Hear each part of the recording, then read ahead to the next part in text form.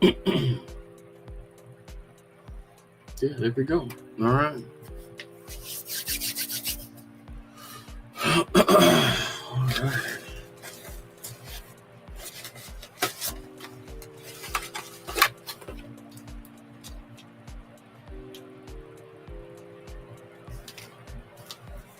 Nova Scotia half penny. Right. Hey, John Argent, how are you, sir?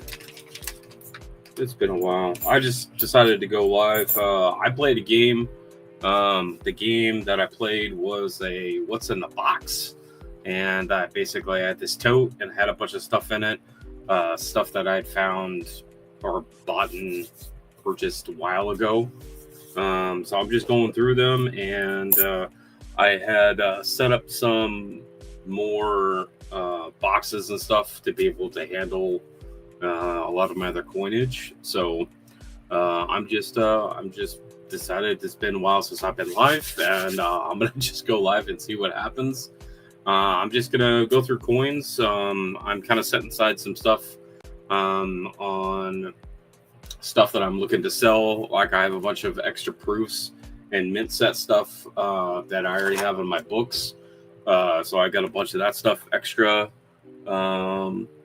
I got stuff like some impaired proofs, some W's, some nickels, flying eagles.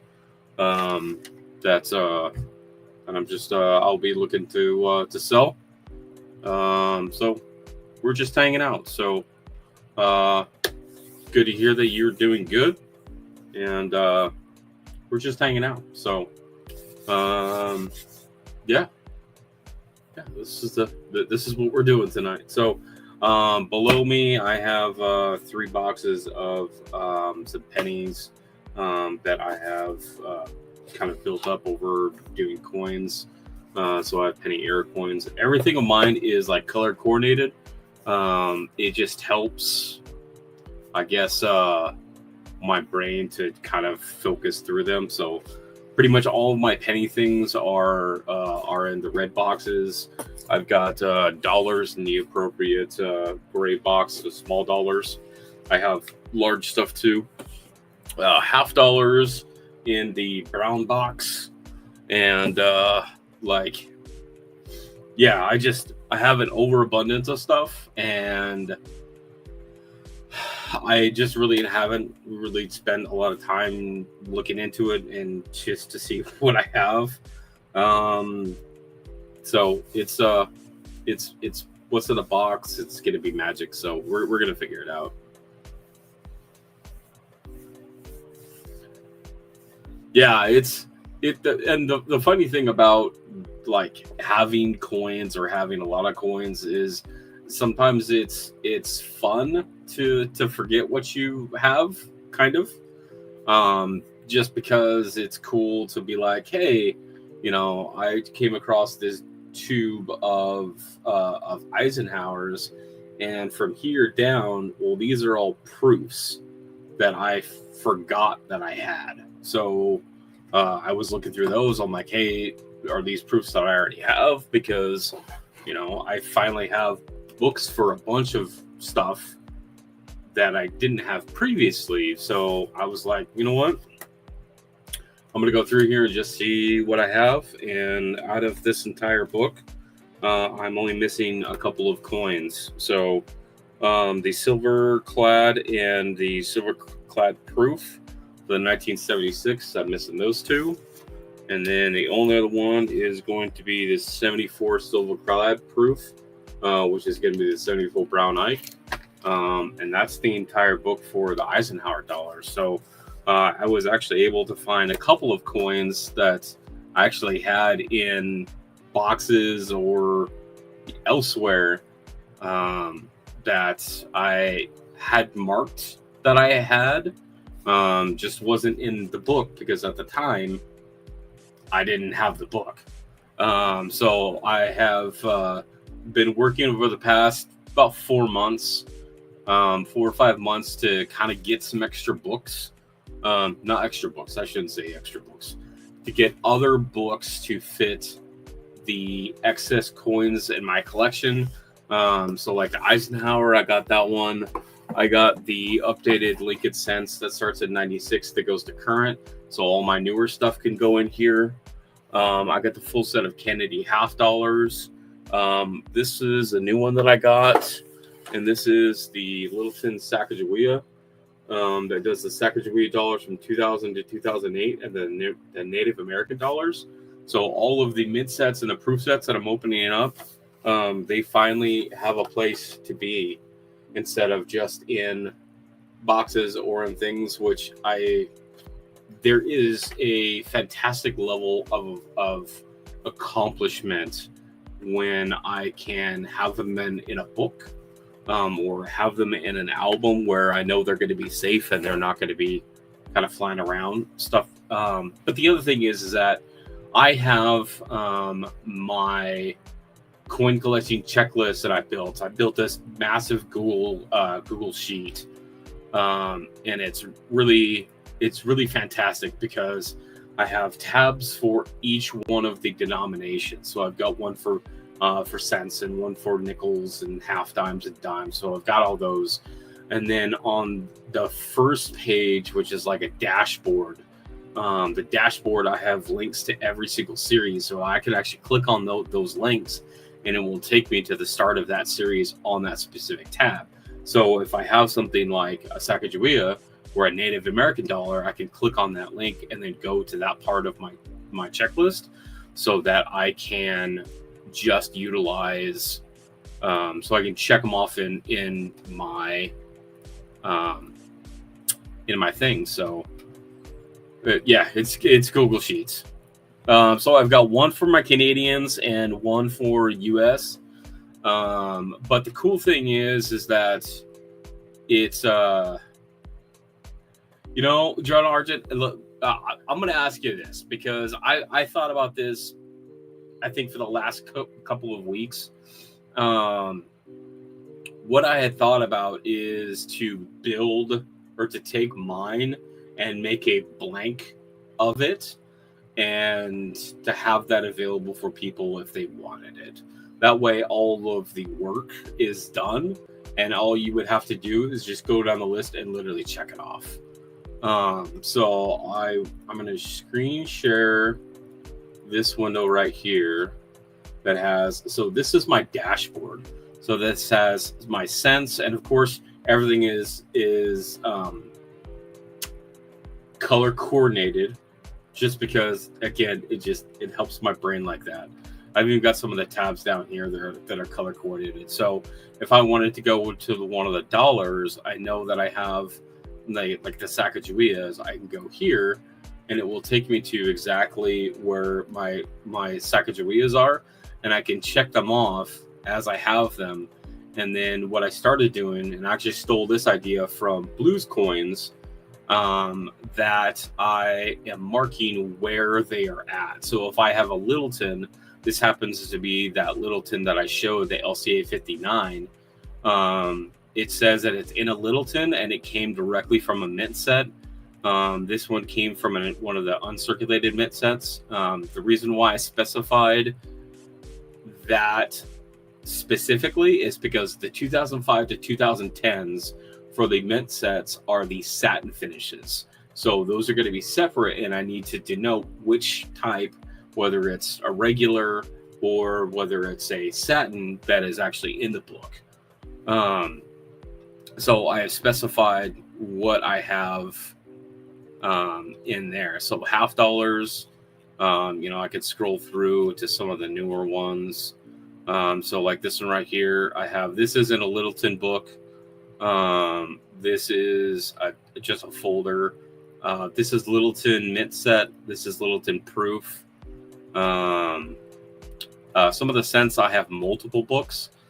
So like this is my Dansko 8100, and then I've got two different Whitmans that have, that's the wrong field. I don't know why it's right there. So I've got the Whitman 9141 that goes from 59 to 07. So I specify what's in each of those books, so I know exactly where it's at. So this one is obviously something got messed up here. So I'll have to fix that. But anyway, so it was kind of a lot of work.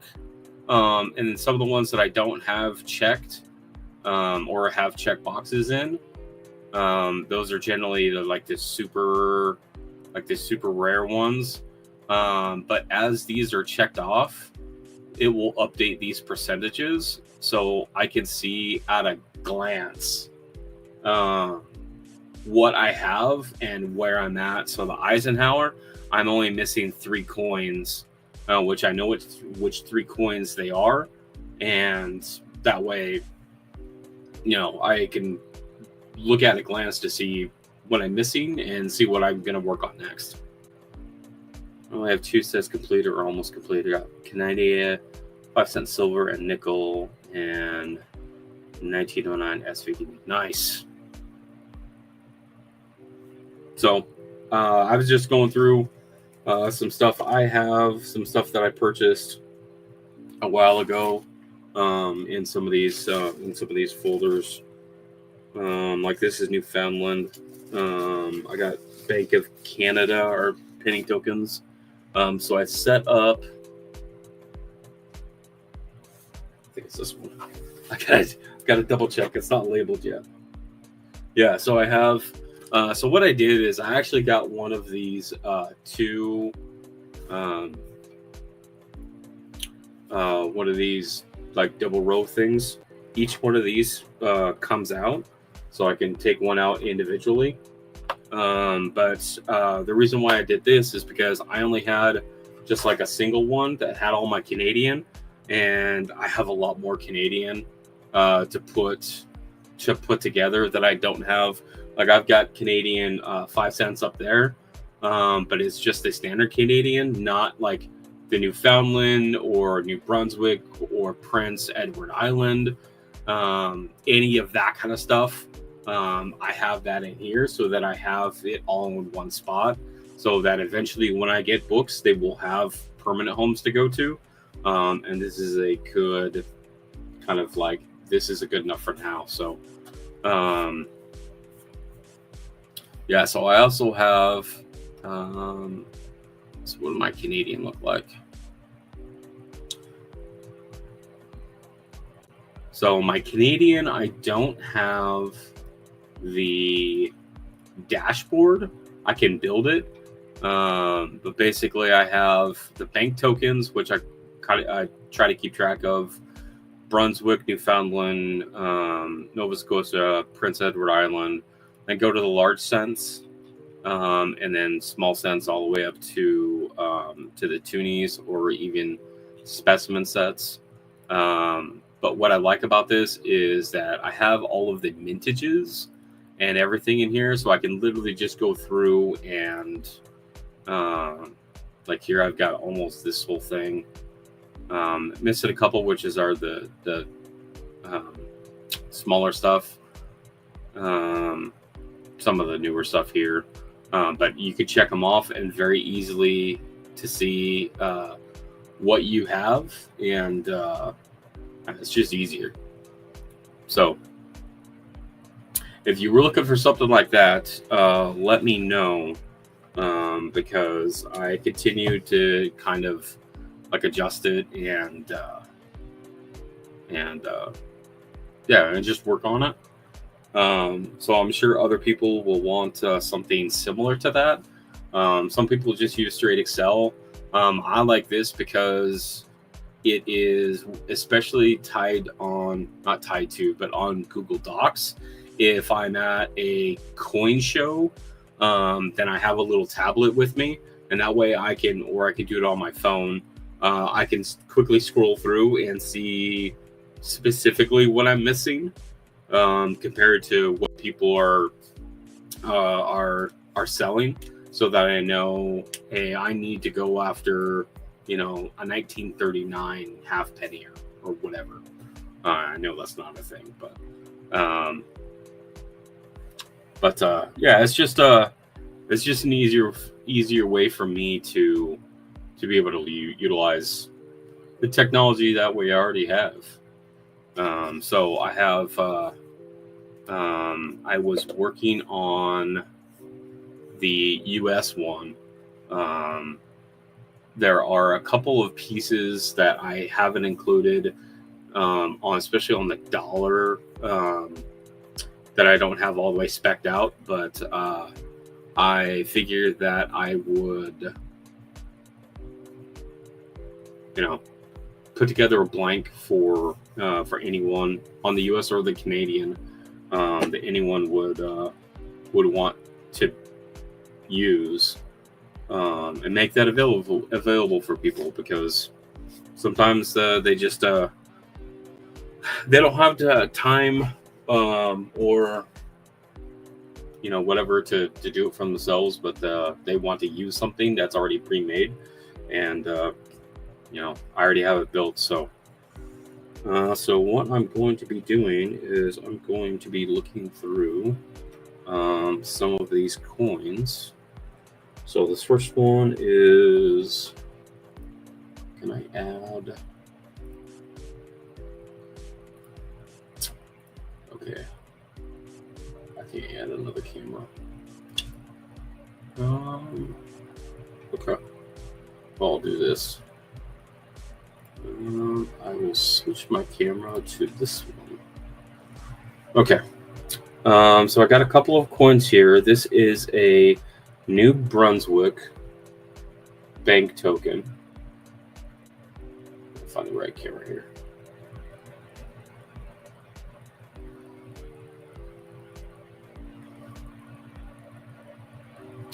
That light is just really bad.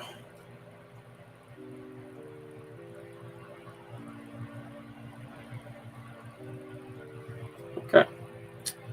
So New Brunswick half-penny token.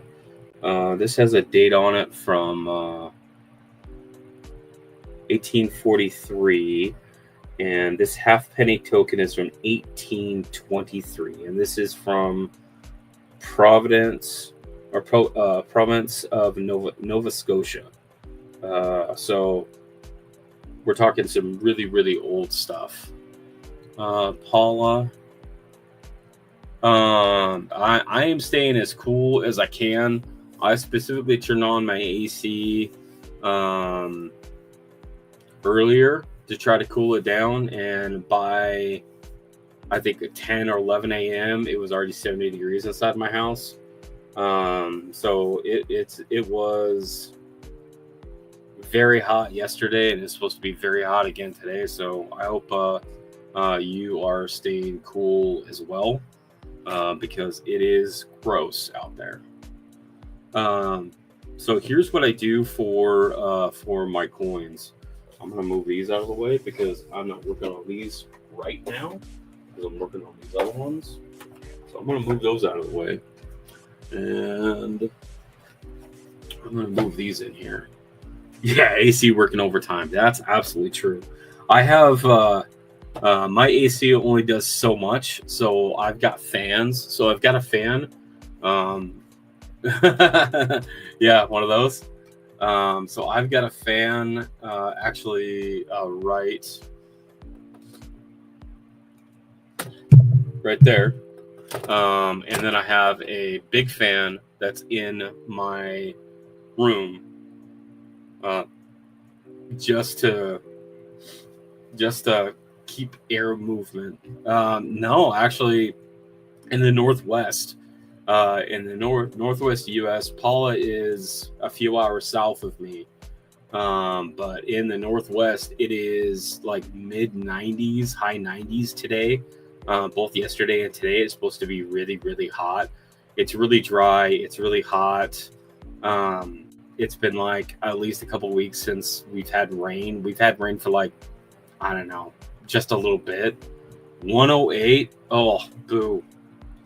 Boo to 108. That's, oh, that's just unpleasant.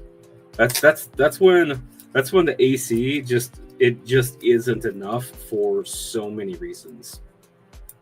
Just so many reasons.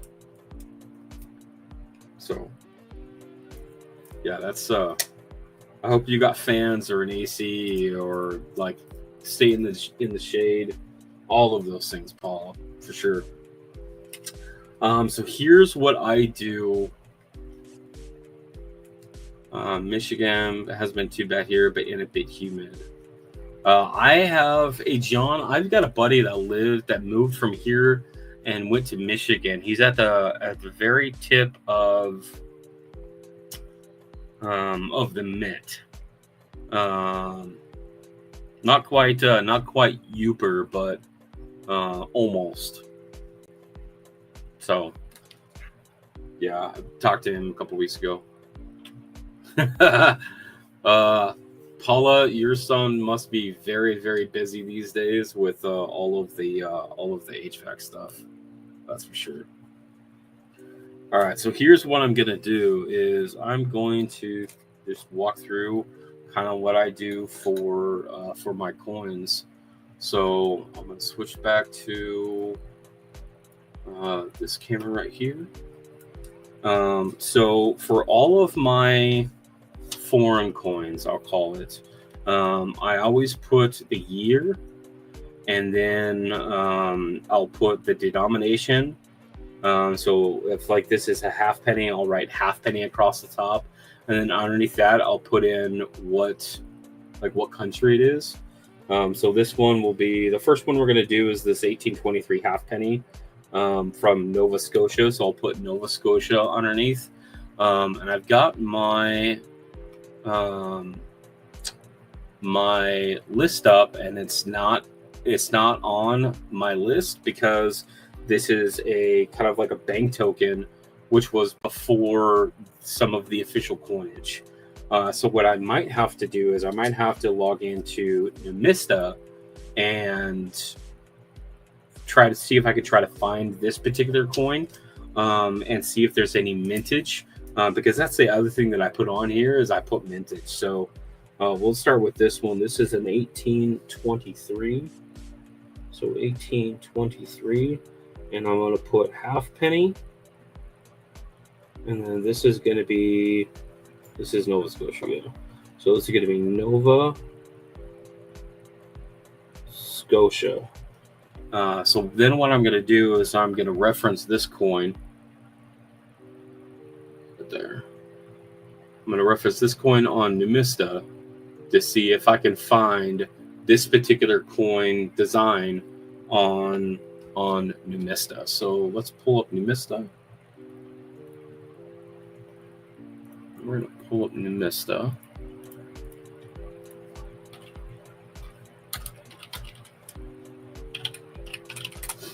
So I use Numista for all of my foreign coins.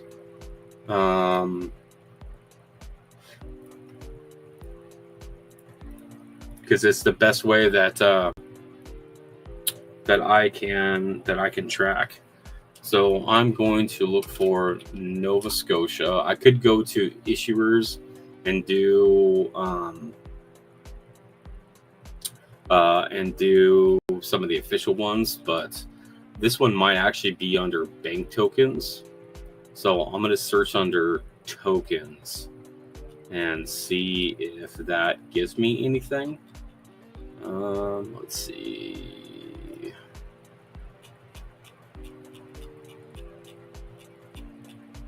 Let's do this. Let's try just 1823 halfpenny and see if that gets us any results. So I got a couple on here. This is UK. So this is it's getting there, but I think this one right here though. So we got a couple of different options. So we need to reference the front of it and see if there's any difference between the two. So we've got one here. So there's one that has a hyphen and one that has no hyphen. So I'm guessing the hyphen is on Nova Scotia. And this one has a hyphen, so it's probably going to be this one right here. So the hyphen is going to be right here. Right here on, which is exactly the one that I have. So it's probably going to be this one. So I'm looking at roughly 400,000 mintage. The varieties, some of these have actual references that you can go through. But what I'm gonna do is I'm just gonna write mintage. So mintage, we're looking at 400,000. So mintage is going to be 400,000.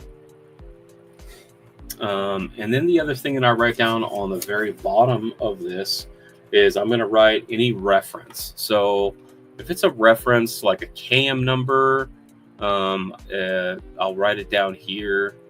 But if there isn't a KM number, which is one of your most common references, then I'll just write the Numista number, because that way, if I ever need to go back and reference it, that I will know exactly which one to reference. So it's going to look like this. So I'm just going to mark one of these in the condition I've got very good. So, and then that one is going to go into a flip. So this is what it's going to look like. Right there, 1823 halfpenny, Nova Scotia mintage, and then the reference number. If I do like give it an actual grade where it came from, like a flip or something that's graded, then I'll put the grade on the bottom left hand corner right here. But otherwise, I'll just leave it blank. So that is our. So because this is not on one of my lists, I don't have a way to notate that I have this one. That's because it's an emergency coinage or bank tokens, and I don't really have a full list on those, other than I've got some big tokens, but I don't have anything from Nova Scotia. So I'll have to go back and look at my bake tokens and see if there's any reference to Nova Scotia, and then I can go back and add this one. But for now, I'm going to put it into my my stuff. So I have the bank tokens and the emergency coinage listed first, before I go 1 cent and then 5 cent, 10 cents. 25 cents, half dollar, dollar, and then toonie all the way in the back. So this is all alphabetical for the bank tokens. So I've got Lower Canada City Bank at the New Brunswick, and then I'm going to go Newfoundland, and then I should find Nova Scotia right there. I got a half cent or a half penny, 1861 right here. So this is going to go before that, so it's going to go right there. And that way that I know that it's right there. So that's how I do my coins in terms of, especially my foreigns. That way, everything is by chronological order or date order, by denomination. When I do my other foreign coins, though, they're also set up the same way. It's denomination and then date. But then also the name of the country alphabetically. So I've got boxes like these that have North and South America. I've got Africa. I've got multiple boxes. I had to get one of these in black that I started putting all of my UK coins, because I have a massive pile of UK coins. So I put all of the UK coins, and it fills up basically 1.5 of these. Which I knew that it was going to, because it was fitting one of these very, very tight. So, but now I've got room to grow it even more, because that's generally how it works. So this next one is, it says, so it's going to be Victoria. It's going to be in 1843, and it says New Brunswick halfpenny token, and it's got a ship on the front of it. So I'm going to do my 1843, and then it's going to be halfpenny, and it's going to be New Brunswick. New Brunswick. I'm going to write the word mintage because anytime that I have a mintage, I want to put on what the mintage is. So I'm going to check my... Okay, I don't have that in... I don't have that in any of my listings in my sheet. So I'm going to go back to Numista. All right, so we're going to go back to Numista. And we are going to look for 1843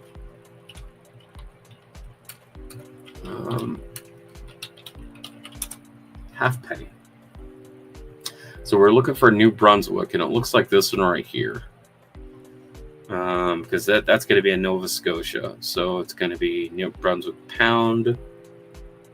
So let's see if that matches up. So we've got Victoria on the left with 1843 Victoria de Grazie Regina. Yeah.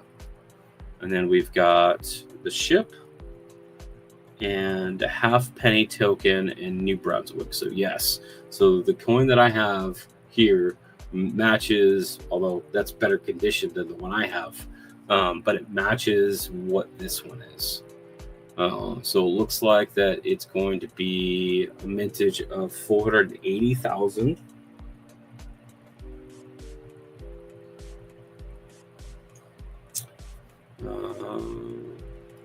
So this is going to be probably a VG. And I'm going to put this number in 17400. And that's just in case I need to go back and reference this later. Then at least I have it listed. So one of the things that I definitely like about Numista as a whole is that it gives you a kind of a dashboard view of all of your different coins. So let me put this. Okay, so halfpenny New Brunswick, it's going to go right there. So I'll show you what, if I go into my collection, then this is the map that it gives me. So this is something that I've been working on for a number of years. So it really gives me a good snapshot. This is all color coded by basically how many coins. Obviously, I'm going to have the most US coins out of really anything. I don't really have a lot of US coins that I have marked in here as far as like the standard US coin collection. But if it's earlier or if it's like Philippines or it's different, then I'll go ahead and put it on there. But this is what I've been working on just to see how many different countries that I can get. So right now I have 115 countries. Obviously Africa is the gray are the ones that I don't have. So Africa, I'm missing a lot. But one thing that I've specifically been looking at is the islands. So when I'm looking at some of these islands to try to get some of these, that's something that specifically I'm working on, just to try to find coinage from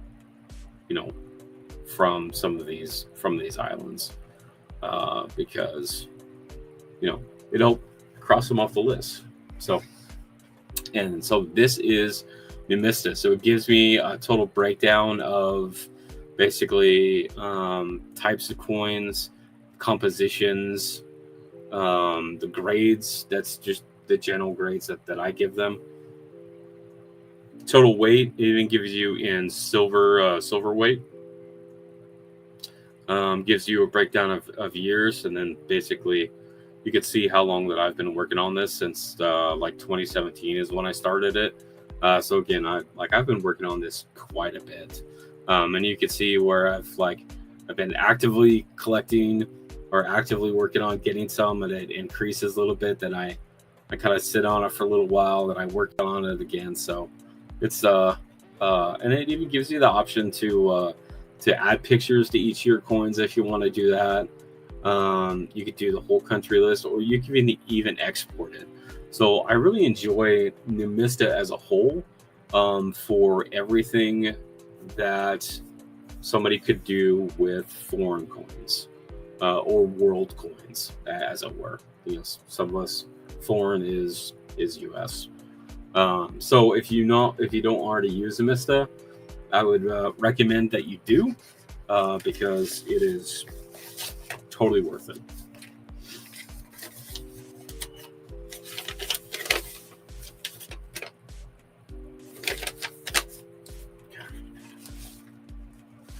Any trouble going on? No trouble, man. Just me going through coins. Maybe that is the trouble. So here's some more. So these are going to be all. What are these? These are going to be all 5 cents. So I don't need that anymore.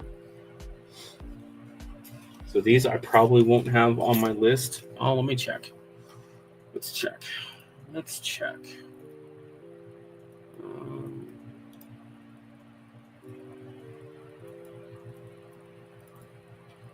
So Newfoundland. Yeah, Newfoundland. So Newfoundland, yeah, I actually might have these on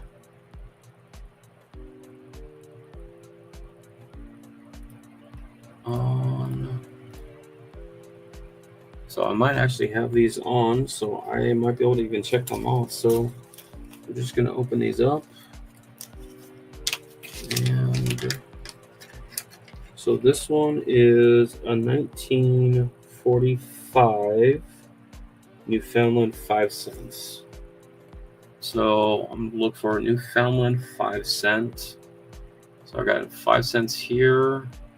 And then, yeah, 1945. So right there. So I get to mark this 1945. It's going to be 5 cents. And it's going to be Newfoundland. I almost wrote Canada. That's going to be bad. Okay. 1945, 5 cent. Newfoundland, and we're looking at a mintage of 203,828. All right. So that goes here. We might have another. Get off me.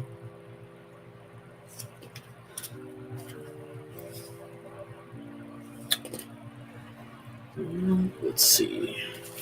Which one is this? Is this one?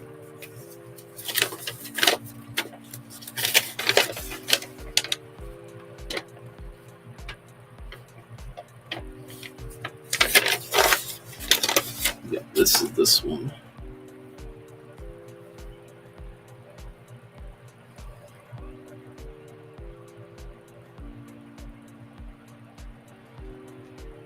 $19.45. 1941. 1945 and 1941.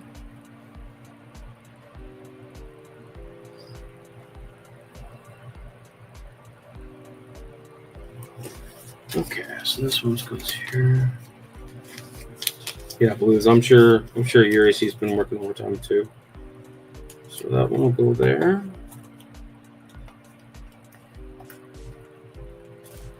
So the next one is 1941. So both of these. Oh, I almost lost that one.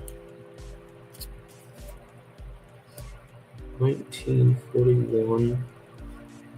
5 cents.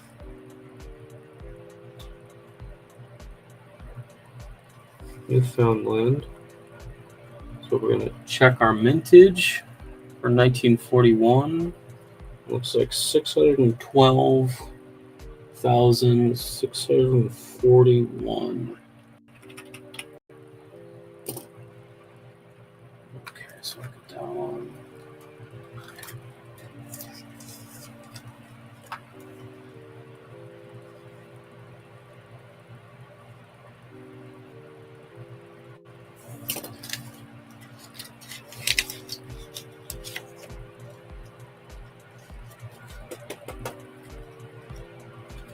Okay, 2 down. A few more to go. So I can get rid of these. So what I'll do with these is that that if I don't need this anymore, I will pull off these labels, and then I will reuse these bags for anything else, any kind of coins or other things that I come across, because they are really good bags, and definitely worth reusing anything that you can get your hands on.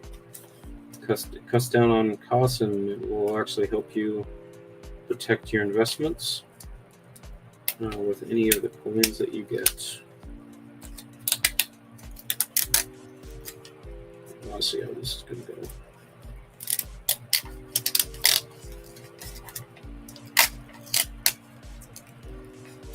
That label did not want to come off.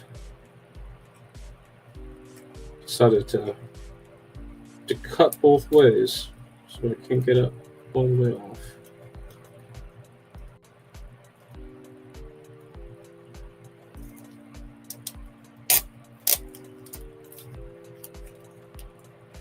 All right, close enough. Okay. Yeah, Eric, I think most of us are done with the hot temps, man. It's pretty rough.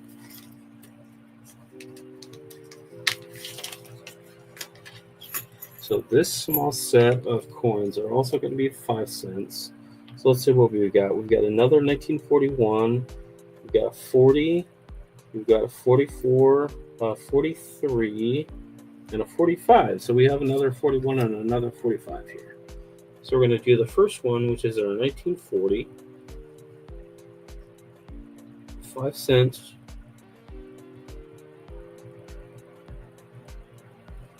Newfoundland, and we're going to put mintage because we know that it's going to be. So this one's going to be a lower mintage for 200,000, and this is going to be an XF.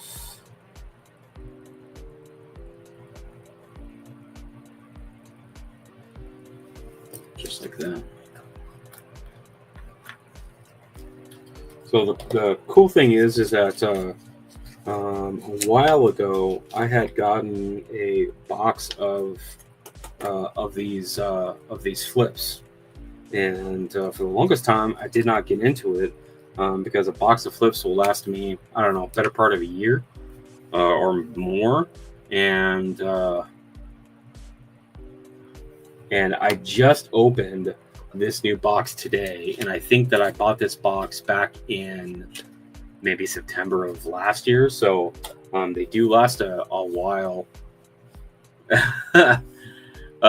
Yeah, Blues, it's I mean, they are going to go into a box, but at least it's going to be a level of organization that I'm comfortable with. So everything will be organized, they'll be on my sheet, and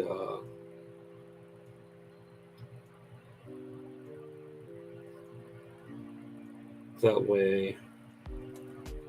Okay, so 41, I already have one of those, so I'm not going to check it off the box. But 41, we're looking at a mintage of 612,641. So that's also going to be, I mean, that's a low mint if you're comparing it to U.S. coinage, but Newfoundland coins, Canadian coins, they just they don't need them as much, so they're a lot less. So let's get a couple more of these. So our next one is 1943, and we don't. Yes, the greatest game ever played is What's in the Box, and that's exactly what I'm doing. So 1943, if we look at our sheet, we don't have that one yet. So after we get this filled out, we are going to mark it. So mintage on our 1943 is going to be 351,666.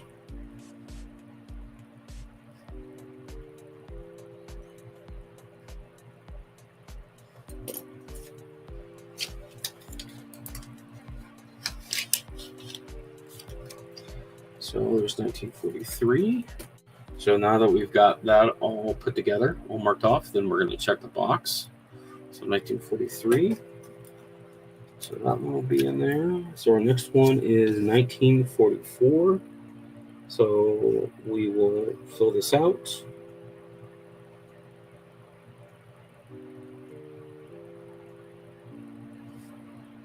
And I don't believe that we have this one checked off yet either. And no, we don't. So this one is going to be 1944, mintage of 286,504.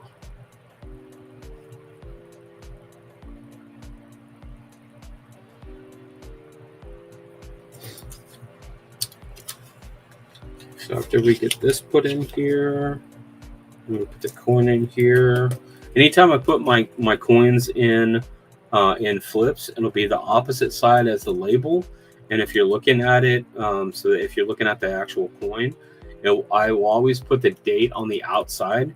So if I ever flip these backwards or whatever, I can always see the date, because if I flip it on the reverse, and it's just a portrait or the bust, then I don't know what year it is. So I always have it like this, so I know what year it is, basically on either side of looking at the coin. It's just easier for me to do that. So 1944, got that one right there. Then we have another 1945, which we just marked one of those.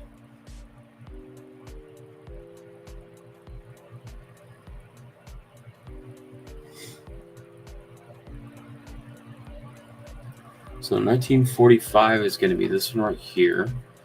So we're looking at a mintage of 203,828.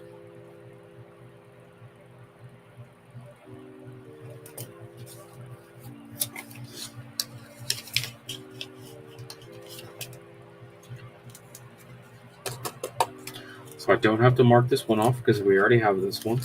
Now that we have all of those marked off, then we are going to go for the box. So these are all going to be Newfoundland. So what I'm going to do is I'm going to put them in order of year, since they're all 5 cent. So I've got 40, 41, 41, 43, 44, 45, and 45. So I have all of these right here. So I'm going to find Newfoundland. And so my first one is 1864. So I need to go forward. I got a 1938. I got, I'm on the 1 cent. I need the 5 cent. Okay, so I've got a 1941 5 cent. So I need to put my 1940 and 41s right here. And then past the 41s, there's going to be 43, 44, 45, and 45. So that way, it gets all these put together just like that. So now that I've got these marked off, so that gives me a nice full set. So now I go to the other ones that I have done. What's in this one? Oh, this one's got a bunch of bags. I'm not sure I like this one.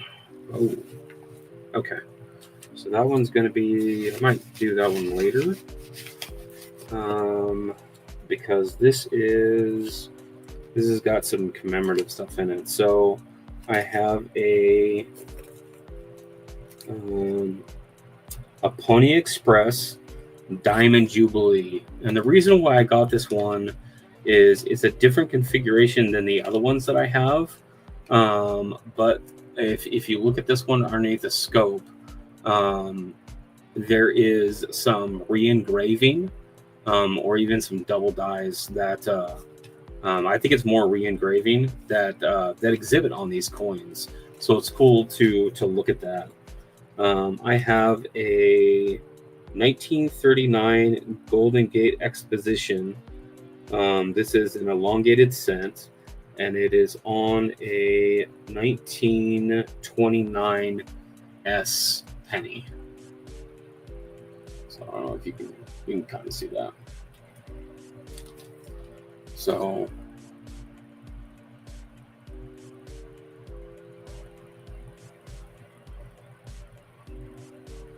poor choice in cameras, I guess.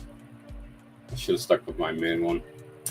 And this one is another 1893 World's Columbian Exposition token. So it's got an eagle on one side, and then it's got a landing on the other side. So I have a book of the so-called dollars, and it's got some of these actually in it. So I'm going to put these away for now because they actually go into a commemorative box and not any of the Canadian boxes. So we're not going to do that one right now. We'll come back to that one. This is...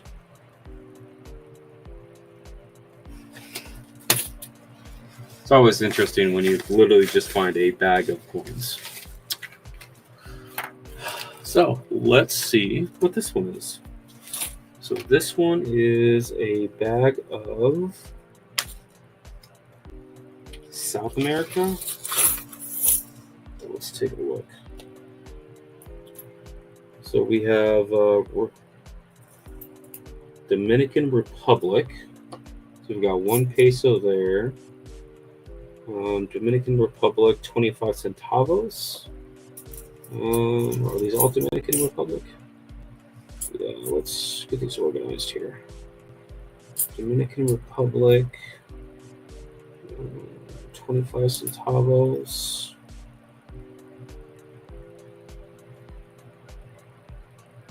That's an earlier version of the 25 centavos. That's from 1967.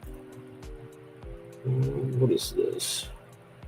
This is 1974 5 centavos.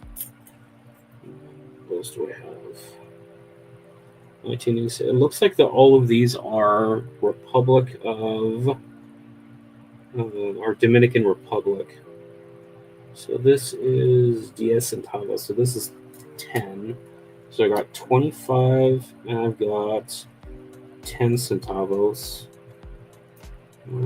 What's this? What year is this? 87, 86, 84, 1976, 1983, 1967, 89 Cinco. So that's going to be there. 1984. 1980. These are going to be 25 centavos. So this is 1979. And then 1983. And then down here are the 1 centavo. So I've got a 1963, an 84, a 69, and an 86.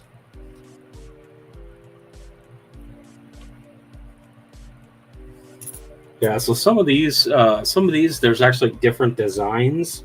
So I'll have to go through them individually. So this is going to be Dominican Republic is going to be under North South America, I believe.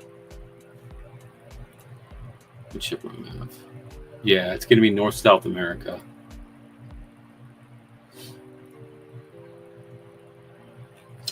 Dominican Republic. Dominican Republic is going to be right here. So it looks like the Dominican Republic has, from 1844 to the current date, let's see, it was the peso from 1844 to 1905, the franco from 1891, and then the peso oro from 1937 to current date. So that's what we're going to be looking at. So I'll put this back up so you guys can follow along. So what I'll be looking through is I'll be looking through the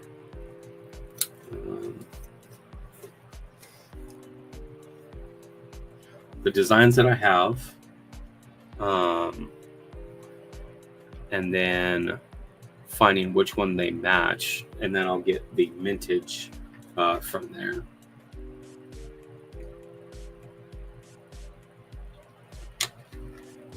All right. So the first one that we have, so I always go oldest to newest because that's how Numista does it. So Numista does, how do they do it? They do denomination, lowest to biggest, and then they have date order. So it's going to be really easy to go through and look at. So the first one that I have is like a head.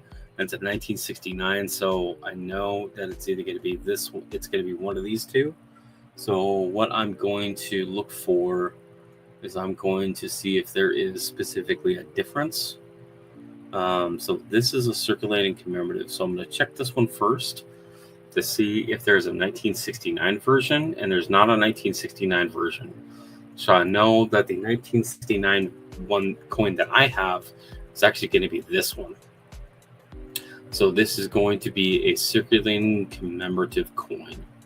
So it's going to be this one. So some of the other things that I like about Numista is that they will have the weight and the diameter. So you can always check the coins. I have a scale here. So if I had a question about this coin, that I would be able to weigh it.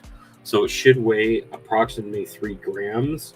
So if I put it on here and it says 3 grams, so I can confirm that is probably this coin that I have pulled up.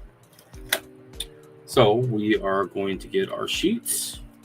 And if you guys don't have anything like this and you do a lot of coins, or want some organization, I encourage you to make these. I have a Google Excel sheet that has these. If you wanted something like this, just a little bit different, just let me know. You can send me an email at cjscoincrafts@gmail.com, because I can give you the blank template for these, and that way you can write in your own information on the bottom, or maybe you want your information at the top, but they are the perfect size. They go inside the flips. It's just something it's easy for me to cut them out, just because I use a little cutter, and it's the right size that fits right inside the flips. So it's going to be 1969, and it's going to be 1, and it's going to be centavo, and all of these are going to be the Dominican Republic. So this one is, so underneath the date right up here, I will put the composition. So if I put BZ, it's bronze. If I put CU, it's copper. If I put AG, it's silver. If it's silver content, I will always put in what the content is, whether it's 625, whether it's 27, whether it's 95, 85, whatever the content is, I will put it on there just so that if I ever pull it out, I will have a clear reference as far as what it is, and that's specific to the world coins. So I do have a reference right here of KM32. So I'm going to put KM32 on the bottom just so that I have that reference. And then I'm going to scroll down. I'm going to see what our mintage is, because all of our coins should have some kind of mintage label on them. At least I specifically prefer they have mintage numbers on there. Because that's the number one way of telling how common or uncommon one of those coins is. So now that I have one of these, the one I have is about AU or UNC. So I've marked it there, and I'm going to go back and I'm going to find the next one. So our next one is in 1963. So 1963 is going to fall under the specific range of the coins that we were looking at earlier. So it's KM31. So we'll fill this out. 1963, 1 centavo. And again, these are all going to be Dominican Republic. We are going to write mintage that we'll fill out in a little bit. We'll get our KM number at the bottom for reference. And then we'll scroll down and we'll find 1963. I don't see it on this one. Did I get the wrong one? I did. Should be this one right here. So it's actually KM25. So I got that one wrong. This is bronze. KM25, 1963. Looks like 13 million. So this is going to be a very common coin.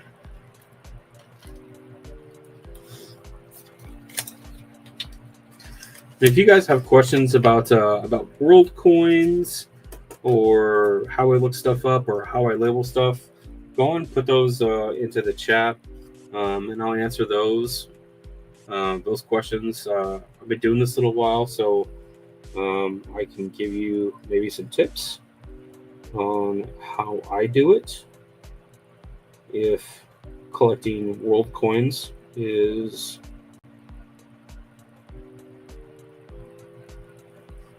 something that you would like to do. I have several hundred coins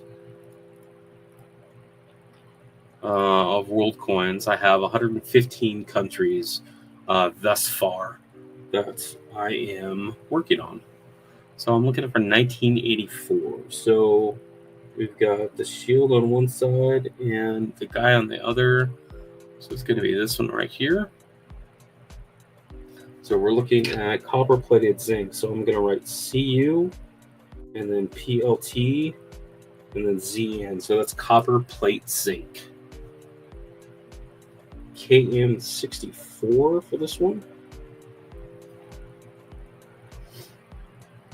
So 1984 is going to be this one because this is a proof, and this is specifically a Mexican proof. So we're looking at a standard mintage of 10 million. So we're looking at about AU. So we've got that one.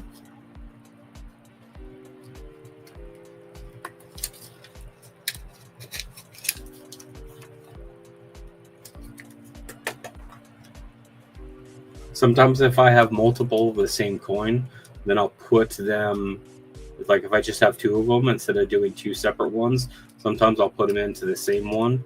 But especially on coins that are like the penny size of 14 to 19 millimeters, it's usually only two, maybe three. Once you get four of them in there, they just don't sit very well. So our last one for the 1 centavos is 1986. So we're going to do 1986, 1 centavo, and Dominican Republic.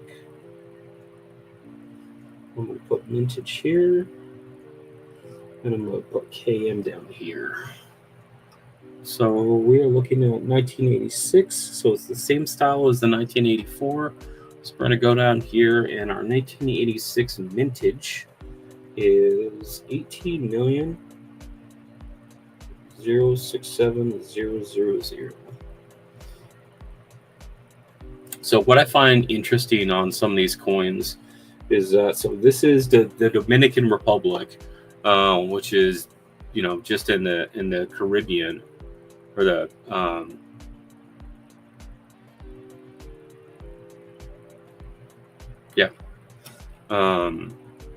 Gulf of Mexico area.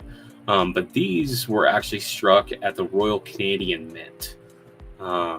So that's up in Winnipeg. So it's interesting to see how different countries produce different other countries' coinage, like the U.S. has done for many, many years. The U.S. has made tens of other country coinage over time, which I have a book on. It's right up there. So now we're going to go to our 5 centavos. So we've got a 1974, a 1980, an 84, and an 89. So this 74 is in really good shape.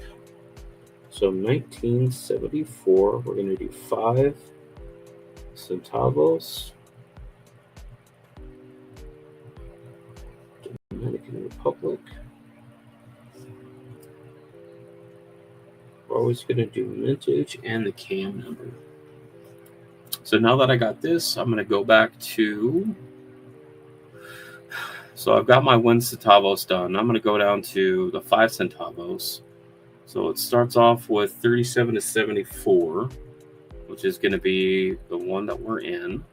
So this is going to be a copper nickel, and I can confirm that by doing the weight. So it matches the configuration shown on the coin. So I'm going to guess that it's that one. So we're looking at KM number 18. We're going to scroll down. We're going to look for 1974, which is going to be this one right here. We've got a mintage of 5 million. And I'm going to go ahead and mark this one as I have this one.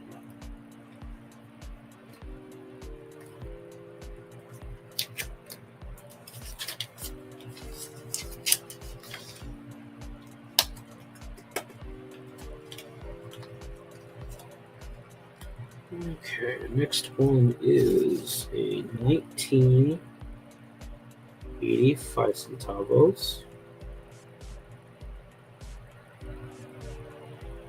Dominican Republic. Vintage. KM. Okay, so we're gonna go back, and we're gonna. What's up, Dragon? How are you, man? Hope you're staying cool down there too, man.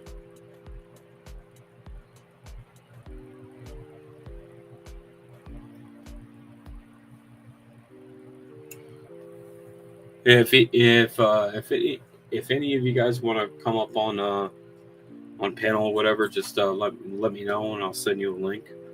If you guys want to come up and hang out. I'm just doing coins. I got this nice fan that's blowing on my face. I decided to go through some coins because I got boxes and I have stuff. I'm just cleaning now. So 5 centavos 1980 is going to be this one right here. Oh, I got something that Mr. Dragon will like right here. Hold on, I gotta make this big.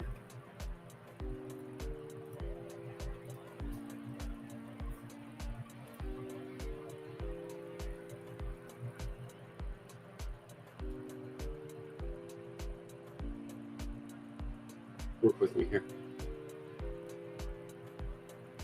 I don't know if you can see that.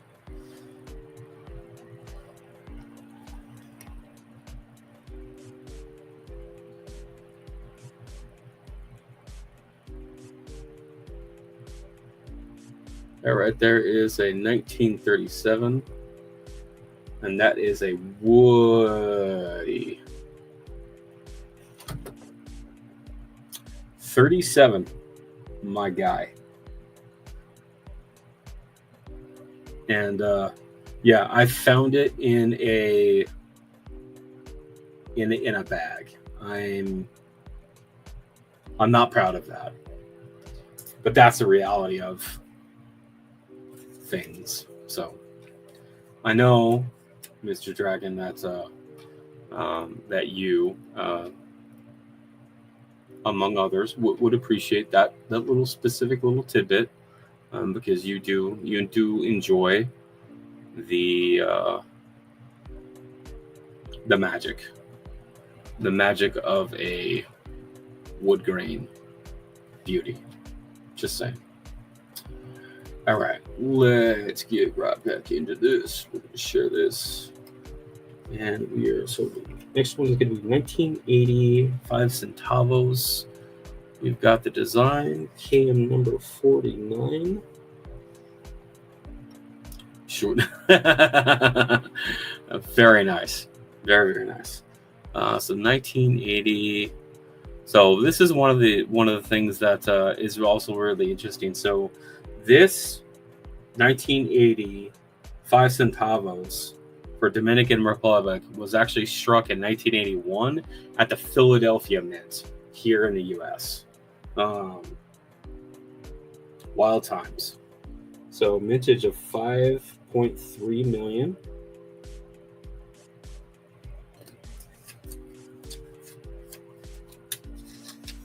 So all the more reason why going through even world coins is interesting.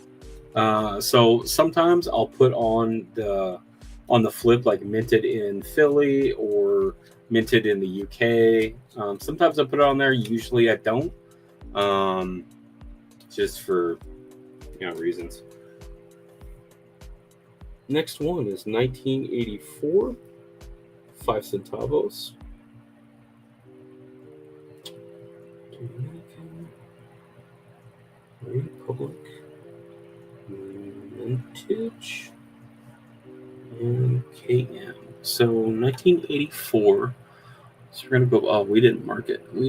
So this is gonna be like a fine.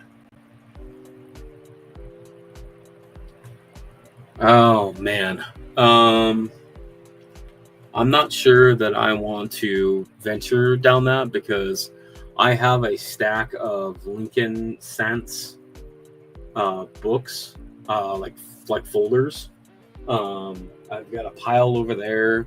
I've got a pile right up here that I have not gone through. That I don't think that I will. I think that I'm just going to turn around and sell them exactly how they are. Because I'm not doing anything with them, and I don't see myself doing anything with them. So there's that.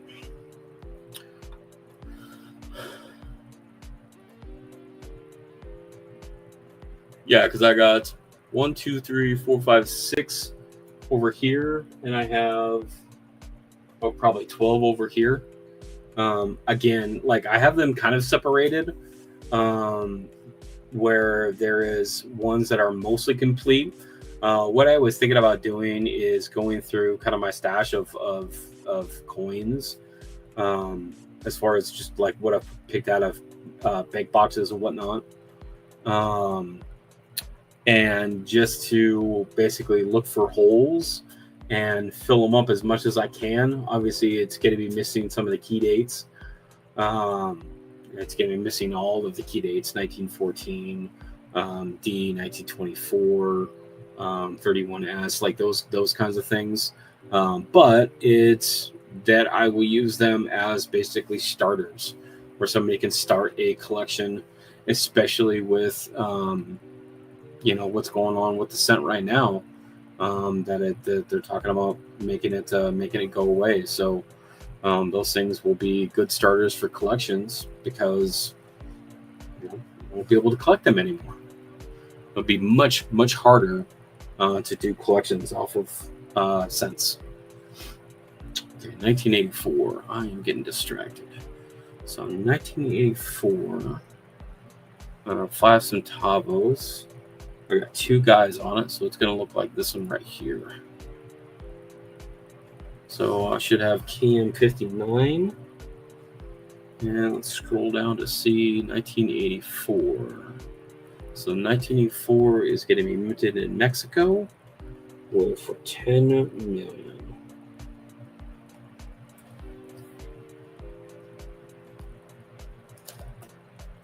Yeah, man, I'm really curious to see if what they're gonna do for the 2026 sesquicentennial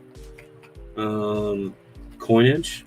If they are going to do a send off like kind of what they want to do, or if it's just going to disappear. Now, I will say that I kind of expect the US Mint to put out 2026 coins because it wasn't until like halfway through the year that the US Mint purchased their last blank purchase, which seems like that would be a lot to go through for 2025. I think that they're, that last big purchase or whatever it's that they've claimed to have done as being their quote unquote last is going to be what they're going to mint the 2026 out of. I'm just completely guessing, but that would make the most sense to me, I guess. I am really curious on what they are going to do for mint sets next year and proof sets next year. If they are going to include a penny in those sets, or if penny is just if the cent is just going to cease to exist beyond this point. So I'd be really curious. Our next one is a 1989.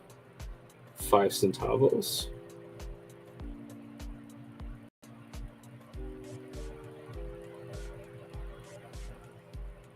So we're going to put our mintage number and we're going to do KM number. So 1989. So there wasn't any of these. We forgot to mark this one. What does that one look like? That one looks like a BF. So we're going to go back. We're going to go 1989. So what does ours look like? Looks like this guy right here. So this is going to be a standard circulating coin. So we got KM number 69. Nice. So this is a nickel clad steel. Since this one is different, I'm going to write NI and then PLT and then steel. So it's basically nickel plated steel. And we got a mintage here of 50 million. This is going to be a really common coin to find.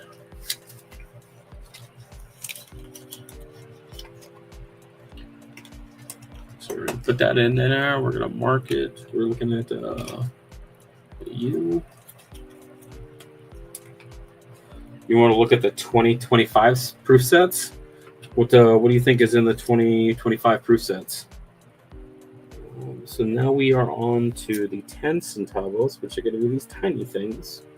So we got a 67, 76, 83, 84, 87, and 86.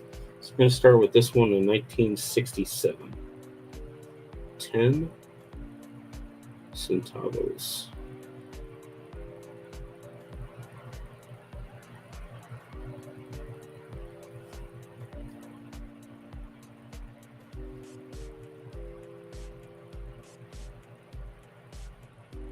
Just to get one $50.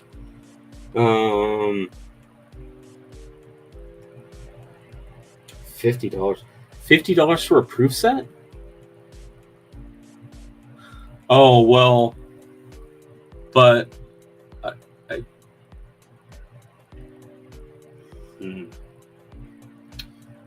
I think there's a couple reasons for that though. Because the proof set is going to be, it's going to be like the full thing. It's not just going to be the penny, nickel, dime, quarter, half dollar. It's going to be the penny, nickel, dime, half dollar. It's going to be the innovation dollars and the quarters. So I'm guessing it's going to have the dollars, the quarters, and the full set of denominations. So if it has those three things, yeah, I could see why it's $50. I think once you get past like 2000, oh, it does not have the dollars. A proof set that doesn't. I'm surprised that it doesn't have the innovation dollars in it. I thought like almost all of the proof sets had the dollar equivalents in there as well. And it's not a silver one, is it? It's not like a silver proof set.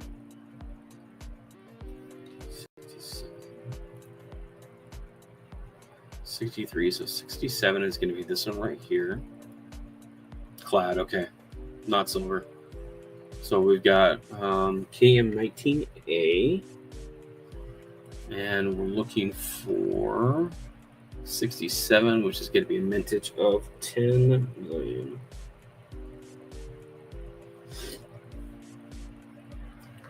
So I'm going to mark that I have this one.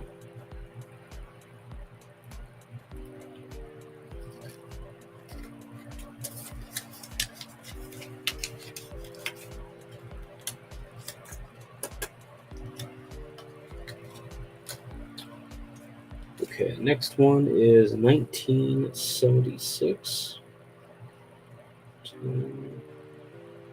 Centavos.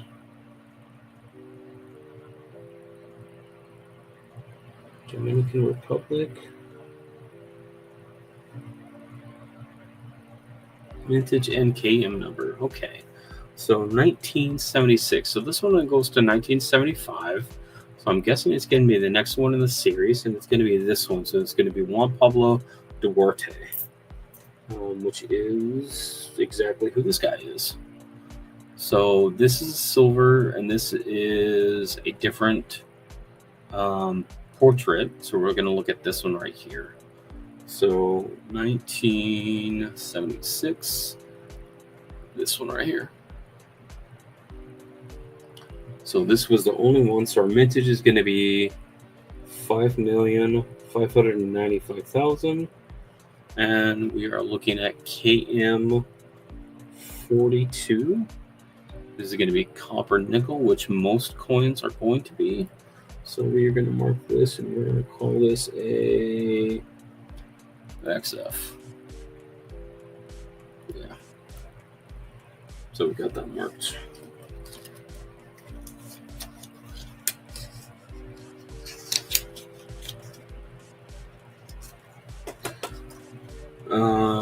Dragon, if you need any proof or mint set, I've been going through a metric ton, and I have a bunch of extra stuff left over, all the way from pennies all the way up to quarters and dollars. So if there's anything that you need out of any of those, mint or proof, and I have it extra, yeah, let me know.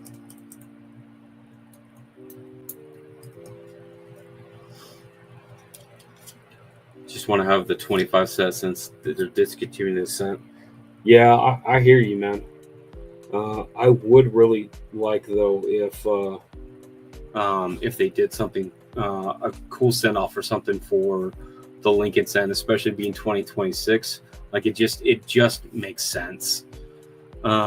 It just makes sense. The last CCAC meeting that they had, they even talked about how they wanted a unique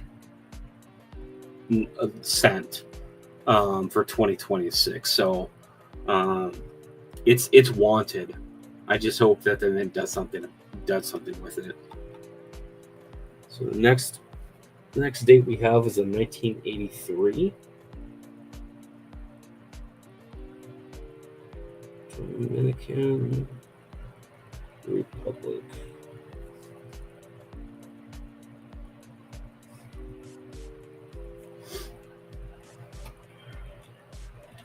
So I got that 76. So I'm gonna go forward.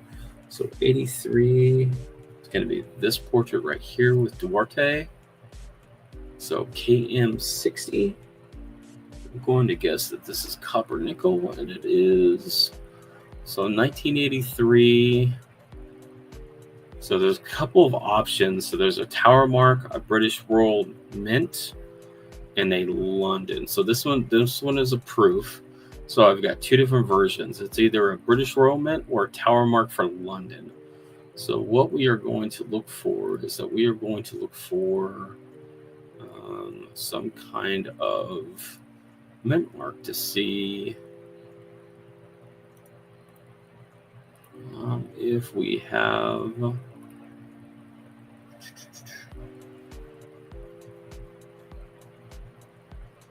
Oh, it's all good, Coin Dragon. I appreciate you stopping in. Thank you for stopping in. I appreciate you. And yeah, have a good one, buddy. Good to see you. So there's going to be two different versions of this. There's going to be a British Royal Mint and then a Tower Mark. So I need to find my little loop right here and see if I can find anything that will tell me which version of this that it is.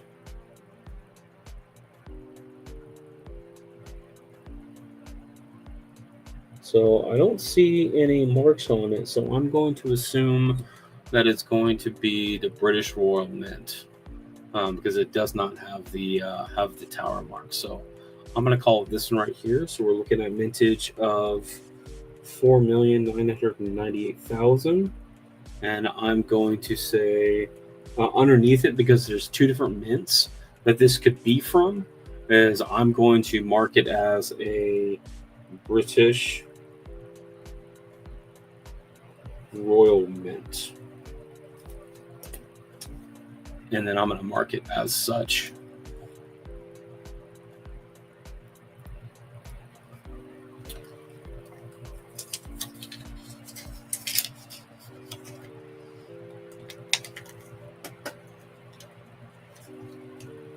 It's been a while since I've seen Dragon in a YouTube chat, so I'm glad he stopped in. I'm glad Paula stopped in too. I'm glad all you guys are here. We're just hanging out. 1984 centavos.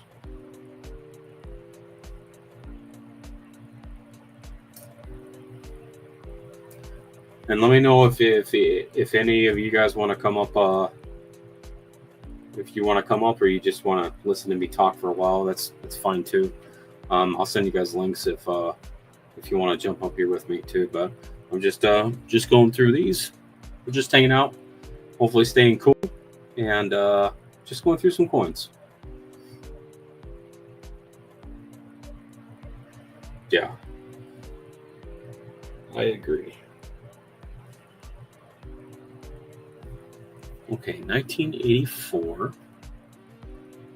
So 1984.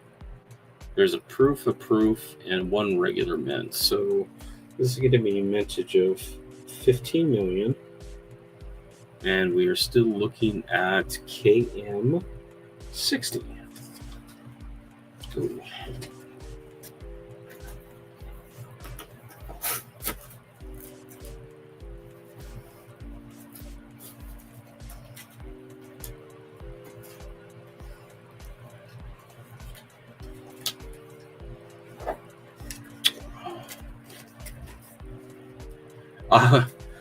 I don't think so, Blues. I don't think it would cause too much trouble. You're more than welcome to come up if you want, man. I have no problems with that. Just me hanging out. So I've got this one.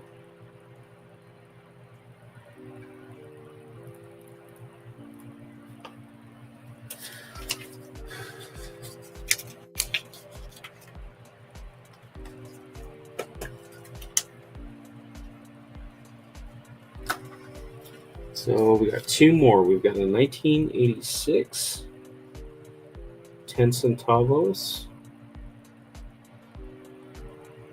and a 1987.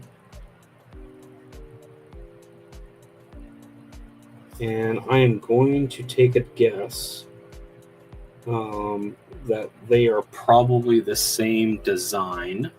And I was right here, 1986 and 1987. Both a Royal Canadian Mint. So our 1986 version is 15,515,000, and we are still looking at KM60. So I'll make one for this, and then I'll turn around and make almost identical one.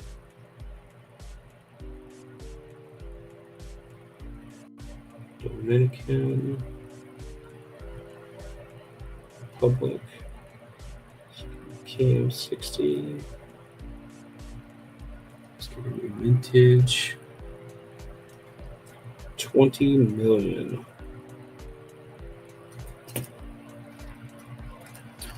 Okay, so 86 is going to be, it's going to be an AU, and 87 is also going to be an AU.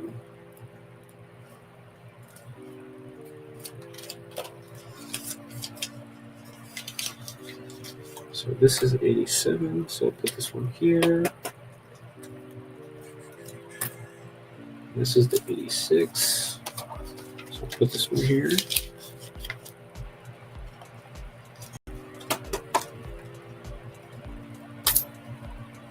All right, we are up to the 25 centavos. So we've got a 1967, a 1979, an 83, an 86, and an 87. And it looks like I'm kind of running out of my my things. So I'm probably going to have to print some more after this because I printed a big stack. I printed 6 sheets, and each one has like 25 in it. And that's how many that I've gone through this last couple of weeks, which is a lot.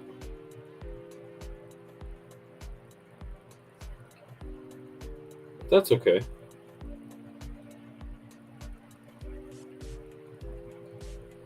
Because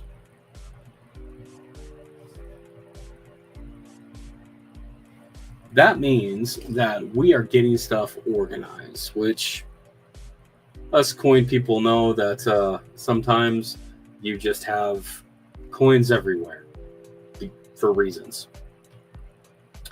So I'm going to back out of the 10 cent and we're going to go up to the 25 cent. So our first one is a 1967, which is going to be this one right here. So it's going to be in the copper nickel. We're looking at 20A and 21A. So we're just going to take a look at, looks like all of these are going to be 20A.1 for the KM number. So this is going to be a smooth. Yeah, so 67 to 72 had a smooth edge. Then in 1974 went to a reeded edge, which is for security reasons. So we're looking at 1967, which is a mintage of 5 million. And we're looking at KM 28.1. And we're going to go ahead and mark this one. So this one is basically, I'll put it as an AU. It's in really great shape, really great condition for 1967. Because you figure 1967 and that's 2025, so that makes it almost 50 years old. So coins can, even copper nickel coins, because they wear really, really heavily through circulation.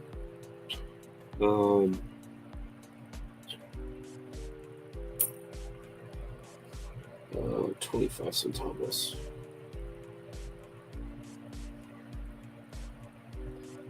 Dominican Republic.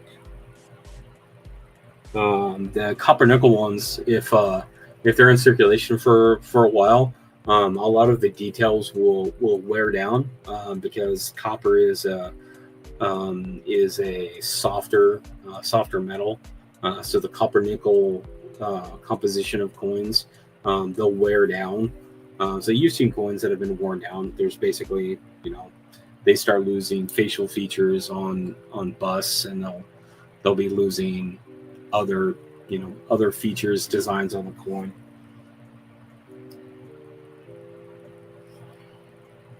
So 1979. So we got this one. So let's go to our next one. This one's going to have a reeded edge, so we know it's a security one. So we've got similar designs here, but this one is in silver, and we're looking at circulation. So it's going to be this one right here, this copper nickel, under the standard circulating coins. So 1979. So we got KM51. Reeded edge, which is correct. So 1979 right here. So this one was also minted in 1978 at the Philadelphia Mint. So for this one, 2089. I'm actually just going to put parentheses underneath the mintage, and I'm going to write minted in Philadelphia. I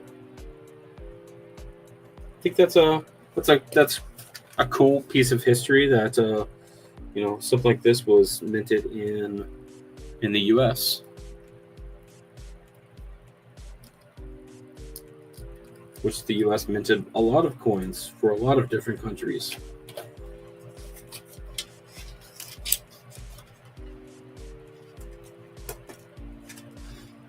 Okay, so our next one is going to be 1983.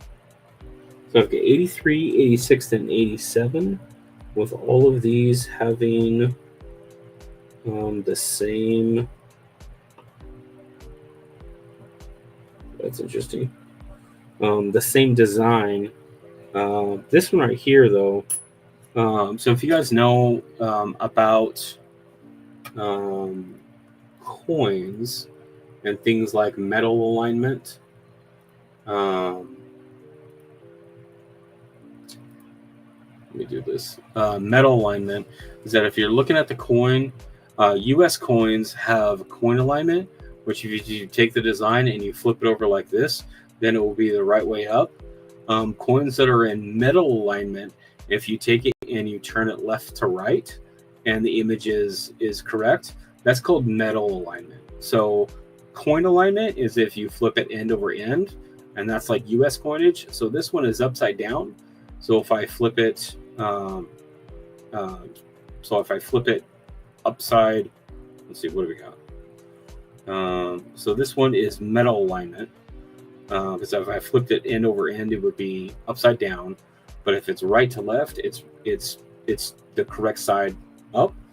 But if I go to, and that's an 83, but if I go to an 86 and I do the same thing and I flip it left to right, it's upside down. So for Dominican Republic, for the 25 centavos, from 83 to 86, they changed from metal alignment, which is left to right, and went to coin alignment, which is really interesting because most of the US coins are coin alignment, which is opposite of what this coin is in 1980. In 1980, even though it was minted in Philadelphia, it is still metal alignment. So that's an interesting tidbit.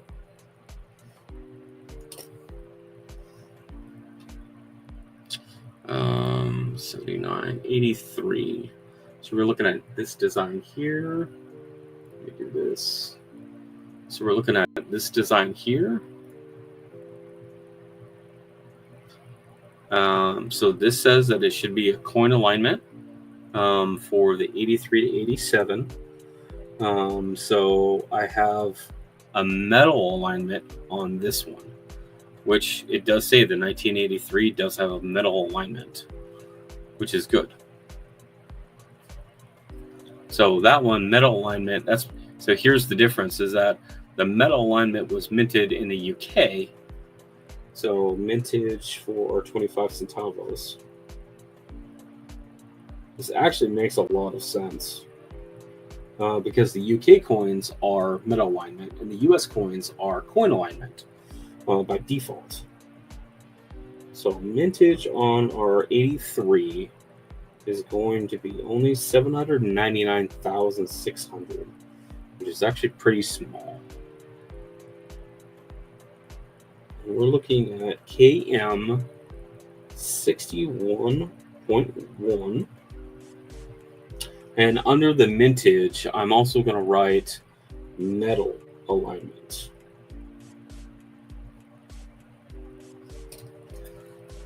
Just so if I'm looking at the coin later, I'll always know that, hey, this is a metal alignment versus coin alignment, because there are some coins, like in the Canadian, that if they are made a certain way, then that is actually a mint error in the way that it's made, and those are worth more.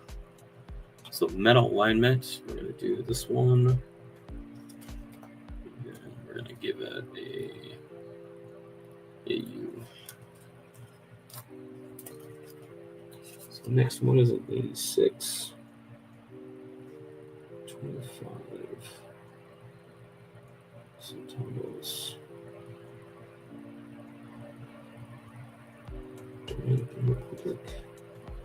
Mintage, and then KM. So because this design also covers the 86 and the 87, so in the 86 you'll see that it went to a coin alignment, and because it was made in the Canadian Mint, so coin alignment's 61.2 KM, and we're looking at a mintage of 10,132,000. The other thing that I've noticed with like some, like the British Royal Mint and like the Canadian Mints, they have different production capacities. So generally, what I've seen is that the like the British Royal Mint will have a lower mintage number versus the capacity of the Canadian Mint and the US Mints. So I just think it's cool. So on this one, I'm going to put in parentheses coin alignment. And the reason why that I'm putting it on some of these specifically is because they have the same design.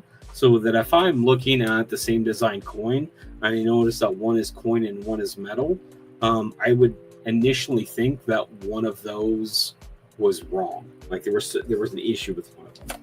But if I put in here that it is supposed to be one way or the other, then I can confirm that it is the correct one. So we're looking at AU on this one.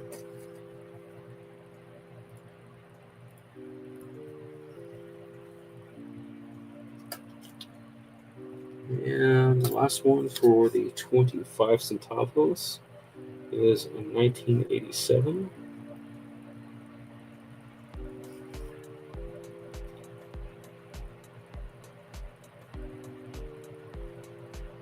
Dominican Republic. We're going to put our mintage in there, and then we're going to do KM. So we know that this is going to be the same style, so it's still going to be KM 61.2. And the overall condition of the coin, we're going to put it as an AU. So we're just going to mark that down there. And then we are going to write our mintage number, which is going to be 6 million. Just like that. So we'll get in here. Get this in here. So we got that one. So now we're going to mark it. Okay, so now we only have a few coins left. So let's take a look at these. We got a 91, a 2000, and a 2002. And these are going to be 1 pesos. So We're going to go back to the start. We're going to keep going. We got half pesos in here. We're going to keep going down. We got 1 pesos, but we're looking at something newer. So let's keep going down until we get to at least 1990, 1991. So it's probably going to be right in here. So we take a look at this. We're going to have a guy on the obverse and then this on the reverse. So it's going to be this one right here. It's going to be the same design from 91 until 2008. So some of these are magnetic and non-magnetic. I don't have a magnet handy for me to test to see if they are magnetic or not. But that is a good tool to have, especially if you're doing ruled coins, just so that you can confirm which one it is. Looks like we got a couple of cam numbers on here, so we'll look at. So right here, it'll show you the difference. So if it's on the bust or the name is below the bust, and whether it's coin alignment or metal alignment. So depending on who's making it, it'll be different alignments. So we'll have to check that. So let's go ahead and start writing this one. So this is going to be a 1 peso. So we're just going to write 1991 and then the number 1 in the middle. And then off to the top right is going to be peso.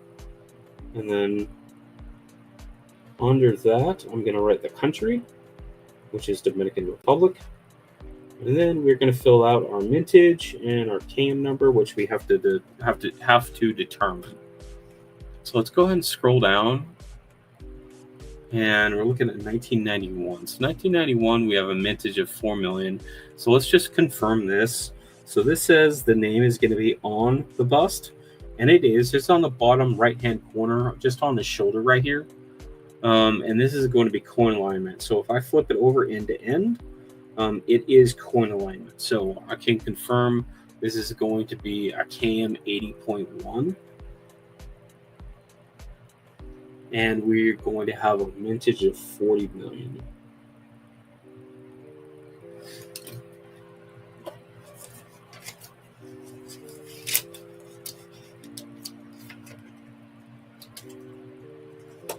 So just like I do with all mine, the opposite side of my label for the flip will always have the coin side with the date out, so that it doesn't matter whether I'm looking at the front or the back. I will always be able to tell the date of the coin. So we've got 2000 is our next coin. And this is going to be 1, and then peso, and then Dominican Republic.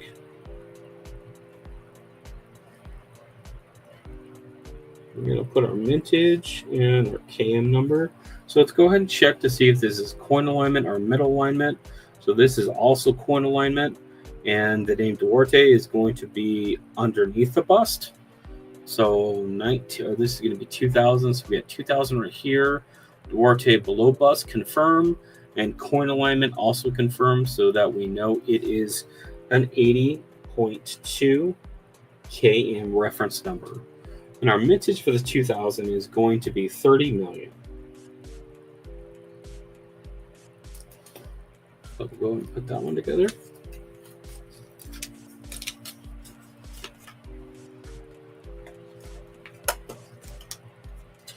Okay, let's go ahead and mark that one.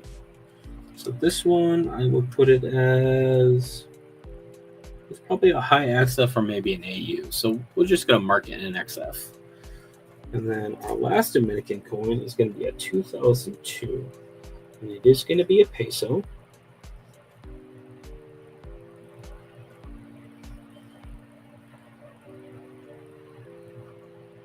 Republic.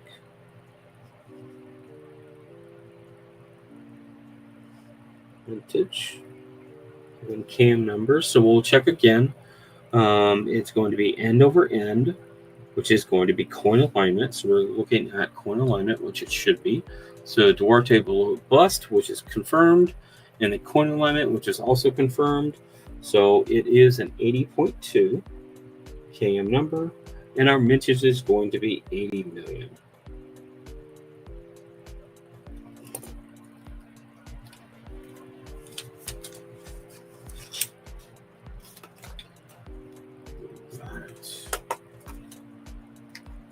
so now that we have finished all of those coins, what I'm going to do is I'm going to bring out my giant stack of North and South America. So this is going to be Dominican Republic. So it's probably going to be in box number 1 or 2, because again, these are alphabetical. You know what? We didn't mark 2002. Let's go ahead and mark that one. So there's a lot of coins. Like this thing is completely stacked full.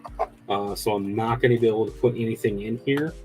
It looks like that I do have a few Dominican Republic right here, but there's no way I'm going to fit this whole stack in here. And so this is box number 1. So what I'm going to have to do is I'm going to have to set this aside and look at what box number 2 looks like to see if there's room in here. And if there's not, I might have to move some. So there's really not a lot of room here. And this starts off with El Salvador. So we would actually have to move a bunch of this into box 3, which is kind of an unfortunate reality, which there's tons of room in this one. So we just have to mess this up, because with all the space, it got moved around. So let's see if we can just fix this real quick.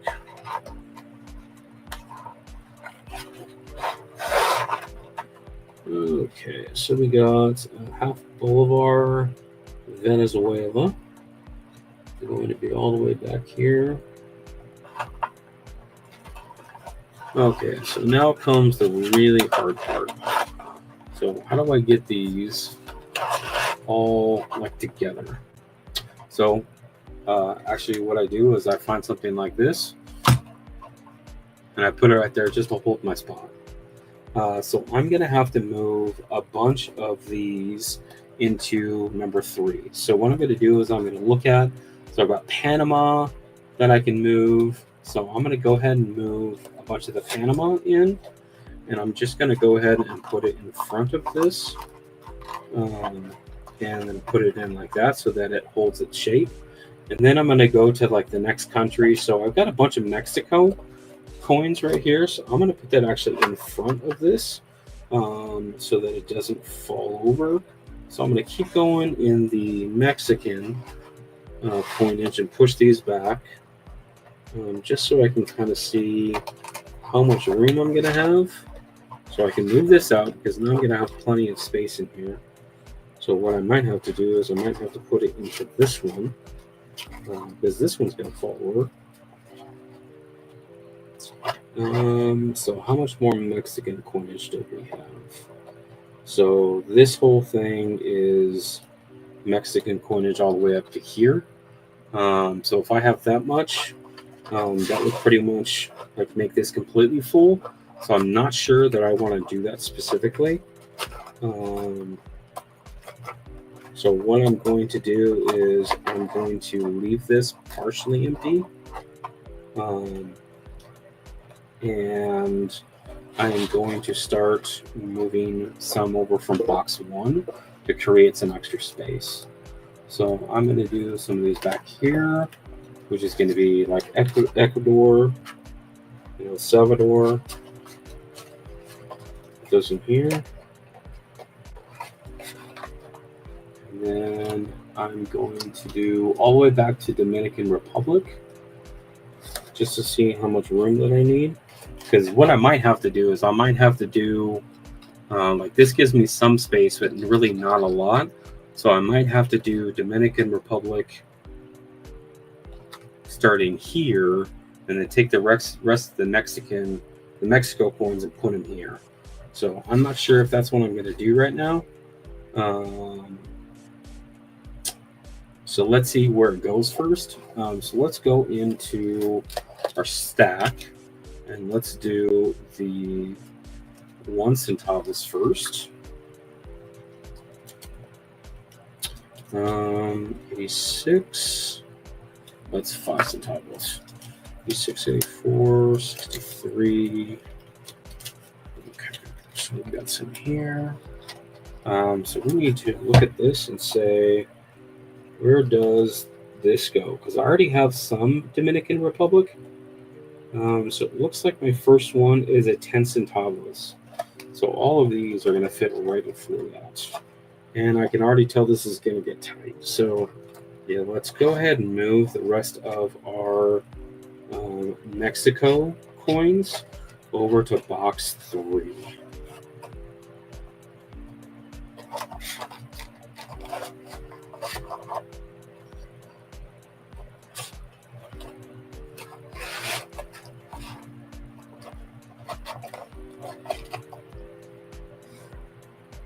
And then let's go ahead and move our Dominican Republic all the way into this box. So I left a little bit of Mexico. Let's just go. Yeah, let's go and take a look. So now this box right here, it's pretty tight. So I may, and because the Mexico coins start right here, I don't like splitting up the countries between boxes, because it makes it kind of hard to reference where it needs to go. And I don't want to put one behind one in the back when it has another space down here. So we're just going to go ahead and put these all in and see where we go. So 76. And since I do these in order, these are probably all going to be basically backwards, with the newest one at the back. So now remember, there was a 10 centavos already here, and that's this one. That's this one right here, and this is a 1973. So we can do all of our 5 centavos first, and then look at our dates for the 10 centavos. So we've got a 67, which goes before. Then we can move that 73, and then we can put the rest of them in here, because it goes all the way back to a peso. So all of our 25 centavos and everything can also go in here without too many issues. So we're going to leave the 1 pesos out for right now and just do our 10 centavos. 23, 83, 79, 67, 36, 77. Okay, so we got some 10 centavos. So let's make sure that, so 1983, and then we go 1987, and then we go 25 centavos. So all of those will go right here, which is perfect. And then now we have 1991. We'll go one right here. And then this goes 2002, which goes right here. And then 2000, which goes right here. Okay, so that gives all of our so we've got that much space in this one. What's up, Hedden? What's up, buddy? So we got loose space in this box in box 1. We've got loose space in box 2, and now box 3 is kind of full. So I might adjust some of the Mexico coinage up, but it just really is just going to depend on what's going on. So let's do that. Let me check one thing real quick. I have a Barbados coin, and I believe that is also in the Caribbean, which is going to put it in this box as well. So let's check Bahamas, Barbados. I do have a Barbados. So I have a Barbados that I had earlier. So I'm going to go ahead and put the 1 cent Barbados in here right there. Yeah, foreign coins. Yeah, I've got all kinds. So this is going to be box 1. And I have box 2 right underneath this one, and then this is going to be box 3. So what I try to do for my foreign coins is I try to label both the lid and the actual box, which this one doesn't have it. That one doesn't have it either. Okay, none of these are labeled. Just in case I have multiple out like this, and that way I don't get them mixed up, but I do label them all with what box they are. So this is box number 1, this is box number 2, and this is box number 3, just so that I know, like if I have Venezuela, I know it's probably going to be in box number 3 versus something like Argentina. That's definitely going to be in box number 1. So what I might do is that I actually have another red box that's empty. I might move all of these from this black box over to the red box just so that they're all consistent. And the red box is generally used for pennies in terms of the U.S. color scheme, but I use them kind of interchangeably with all my coins. So just depends if I can get some of these boxes I get on a better deal. So I'll buy them in bulk, or I'll buy them in extra. So that was all of the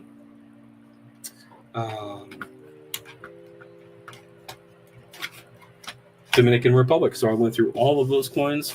So now that bag is empty. And now I can put those away. So I was able to go through in the past week just in this past week, I've gone through like 6 bags of coins that I had, just various coins.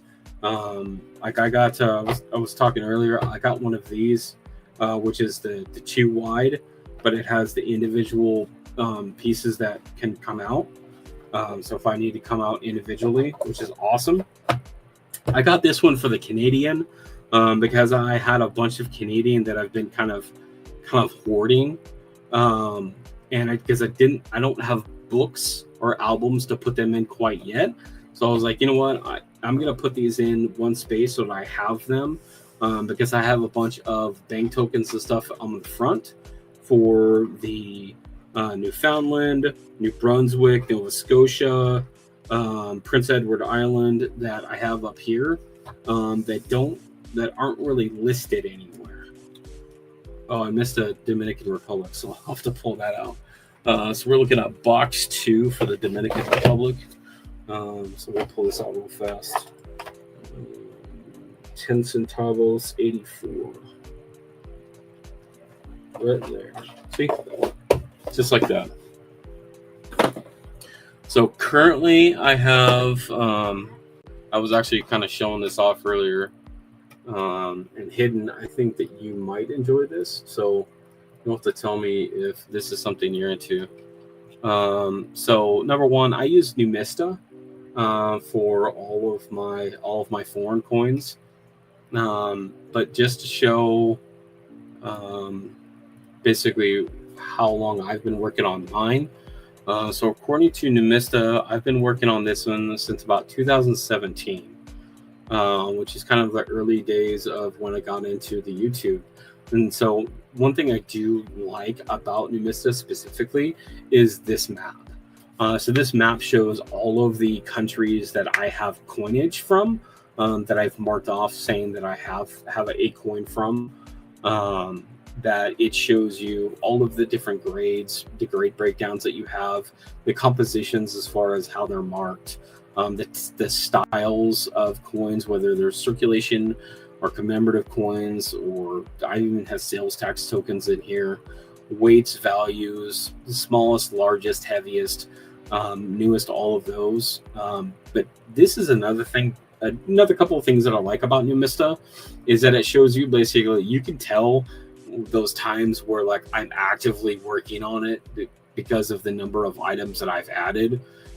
Like here I go and I add like a couple hundred of them in just a short amount of time.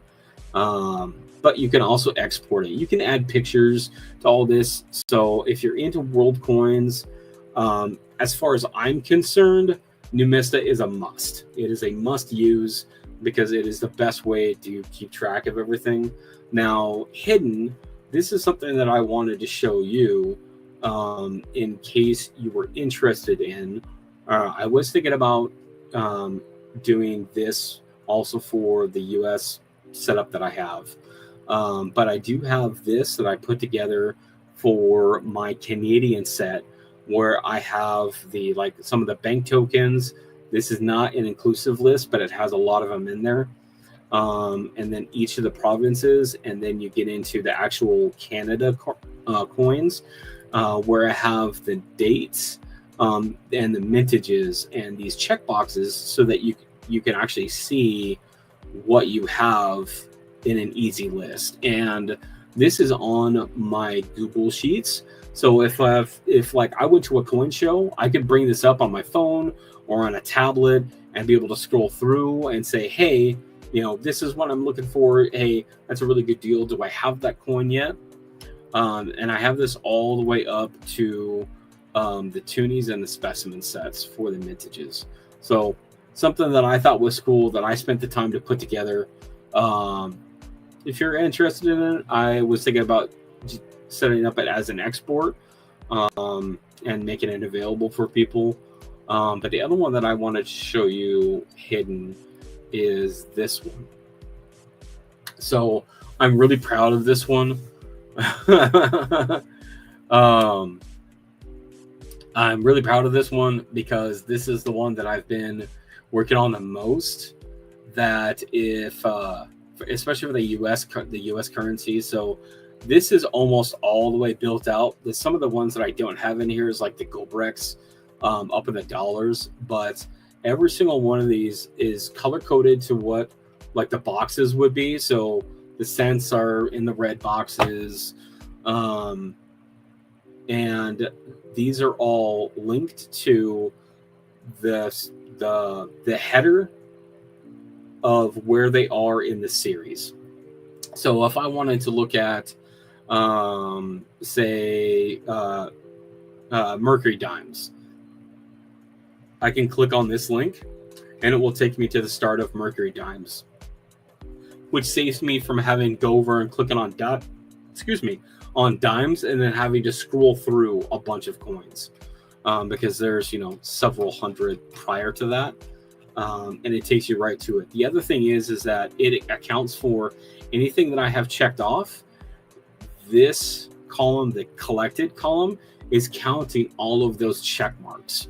So I can easily, at a glance, take a look at this and say, hey, I have 100%, 90%, like Buffalo Nickels. Okay, let's go look at Buffalo Nickels. What am I missing? Well, I can very easily see which ones that I'm missing for Buffalo Nickels, so that I can go through and I can look for those if I happen to be shopping for those. So something else that I've added is the specific books that they're in. So if it were a specific album, I would mark it to where it is at, or if it's graded, I have a note that it is specifically graded. So there's a lot of work that went into this one, because I have a lot of mintages. I've got the proofs. Some of the newer stuff I don't really have mintages out for, but I have pretty much every denomination, including the 20 cents. So some of these I have blanked because there's no way I'm going to be able to collect these things, but it still gives me a sense of, hey, this is what I have, this is what I'm looking for, and so that it gives me a capacity of, this is everything that I have, and because it's on Google Docs, like Blues, I know has access to this. So if he goes to a show and finds some good deals, he can check my list and see if it's something that I need for my collection, and he could send me a note saying, hey, I found this for a good deal. Do you want it? Or do you want to, look for it on your own? But I was also thinking about making this available, basically a blank version of this, without all of the, extra stuff that I've added, but just the dates and all of this stuff, for people that want to use a pre-built one.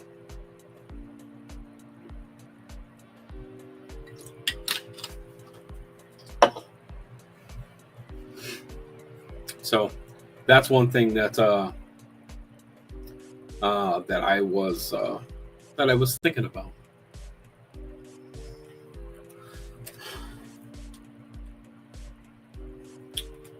Just take a minute, just relax. It's still pretty hot here.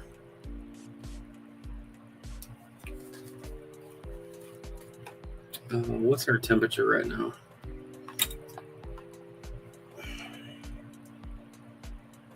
What is our temperature? Paula was in here earlier, and she said that it was 108 down where she was at.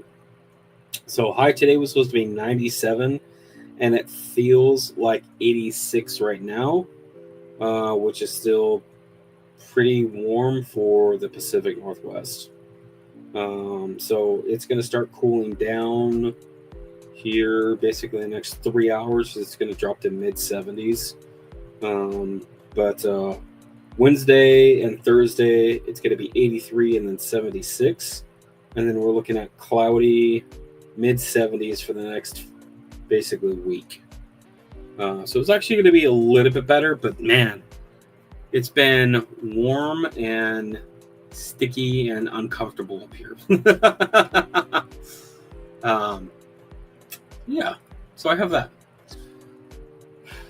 So yeah, I've been kind of on a tear on looking through getting my full Canadian set together, all in one spot. So that's my Canadian.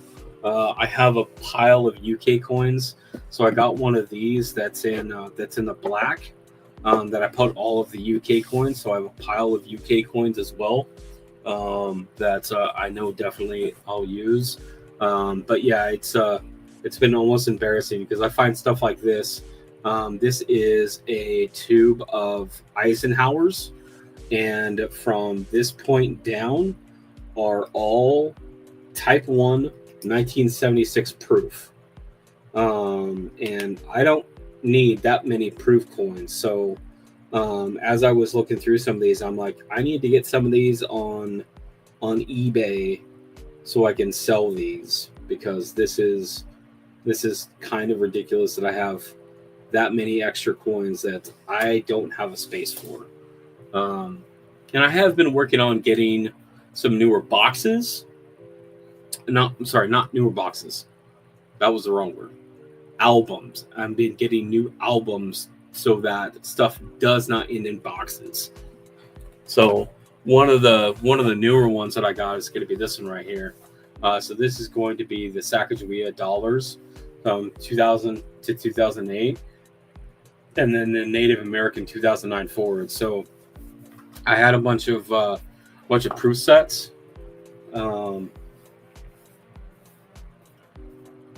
That I had proof sets and mint sets, and now there is actually spaces for them to go into. So especially some of the newer ones, like these proofs down here, I put them in backwards, so the actual design is face forward instead of the Sacagawea.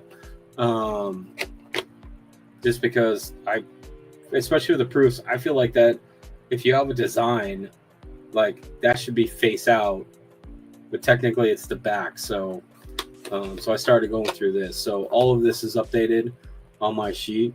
So obviously I'm looking for some of the mint ones. But I went through a bunch of proof sets, to just fill up this as much as I could. And I'm very happy with the results as it is, because reasons.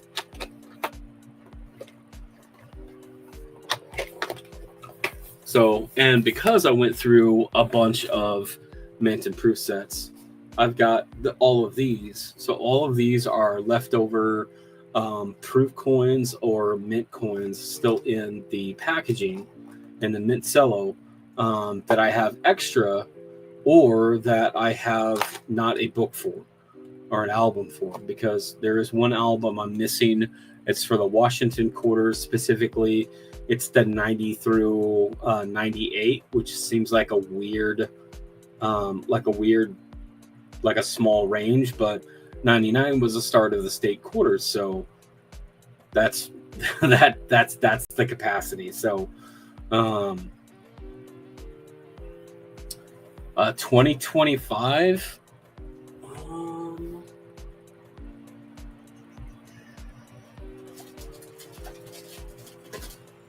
No, hidden. I don't have a 2025. The newest one that I have is I've got a 2024 that I haven't opened yet. I don't have any 2025s, but I will keep an eye out for you.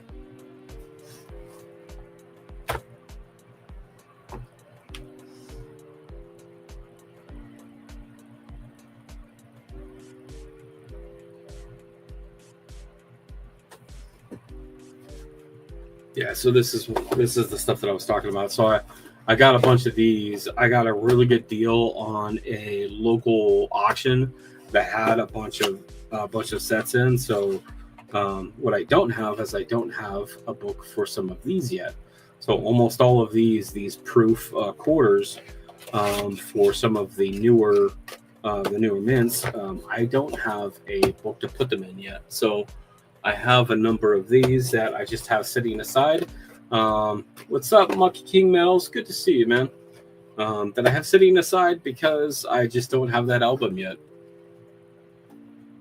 But I know it's going to be one of those things that it's just going to be a matter of time before I get one. It's taken me this long to put together. Like I've got the Kennedy set of albums. I am kind of fond of these Littletons. I know the big one is like Dansko. I do have a couple of Danskos. Most of my stuff is Whitman, but I've actually been pretty happy with some of these Littletons as well. So their price.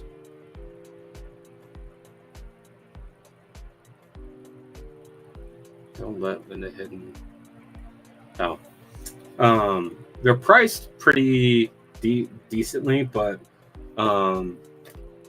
sometimes it's nice to have a set of the same style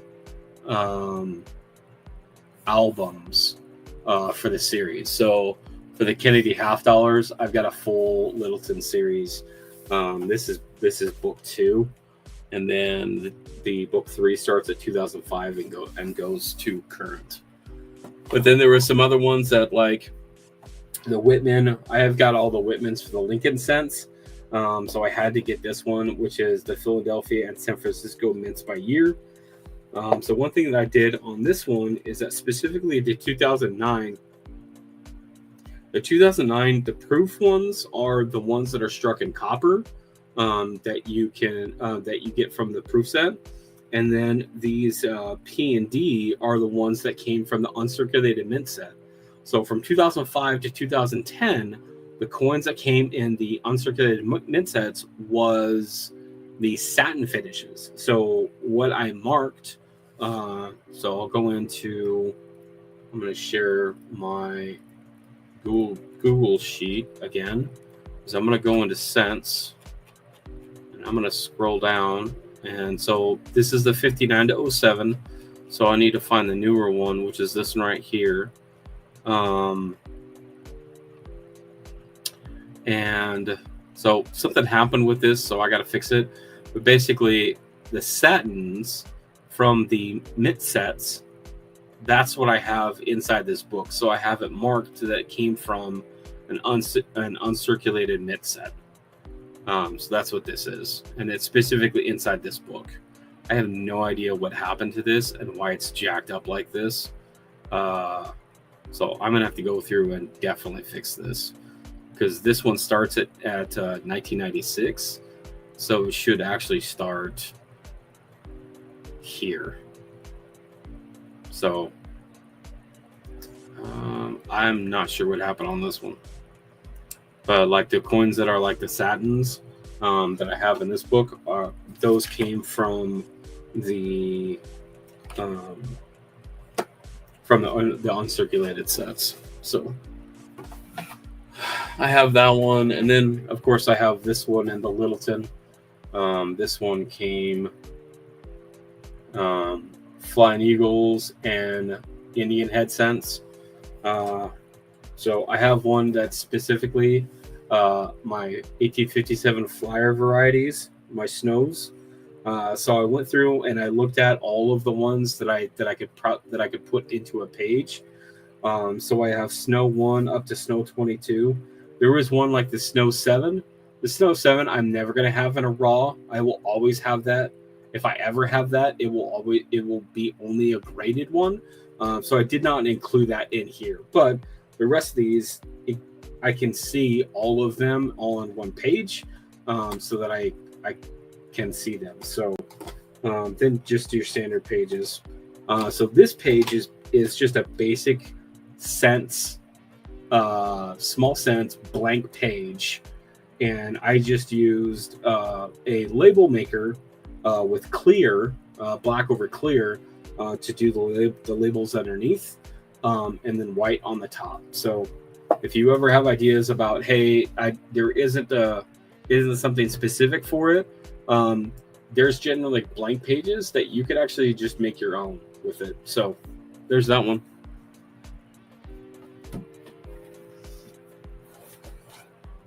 But this is one that I've been working on for a while too. This is the Eisenhower, the Ikes.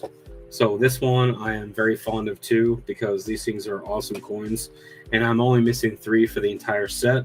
So the first one is the Brown Ike, the 1974 silver clad proof. I'm missing that one, and then the other 2 I'm missing is the 1976 silver, and the 1976 silver clad proof. So that one seems to be a little bit harder also to get, but the rest of these are great coins, straight from proof sets, straight from mint sets, and it's just something about Ikes that is totally enjoyable. Maybe a little bit towards that they are big giant dollars and they're fantastic to look at, but also I don't know, they just they're just cool. Something about Ikes.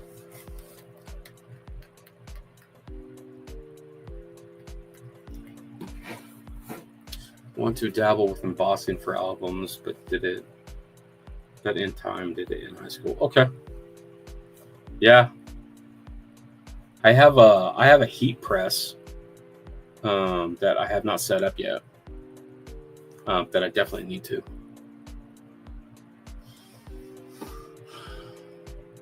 And then this is another one that I got recently. This is the presidential dollars.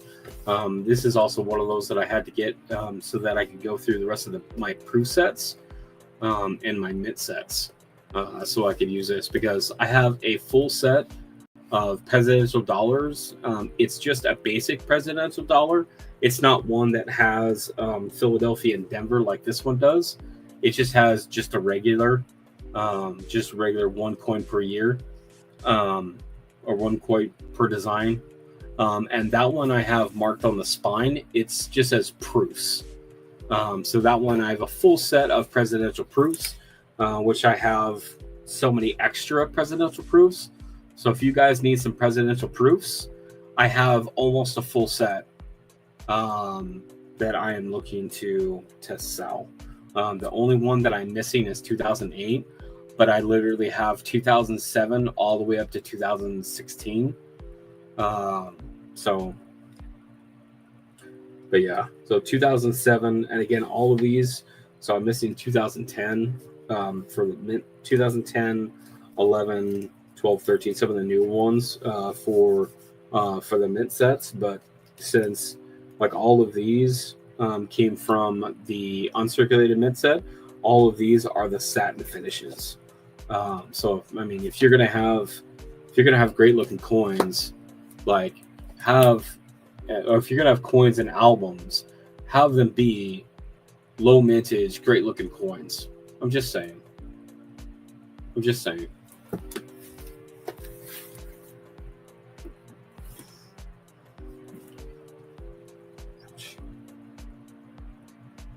So the other thing that I gotta do is I have to go through stuff like this and stuff like this.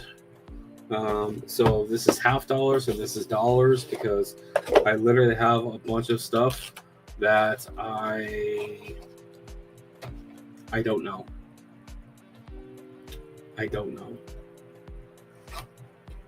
I either already have them in books, or they are extra, and so I just have them in a box. So, hey, Hidden, if you are still here, do you need the P&D for the Kennedy?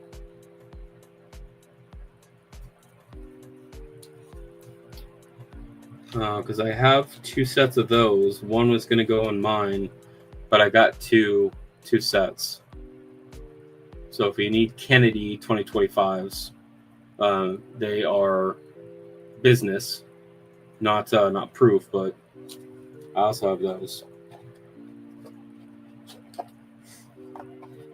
But stuff in here is like I've got a 73 proof silver sitting here.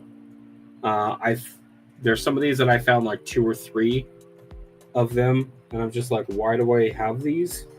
I've got several 74s.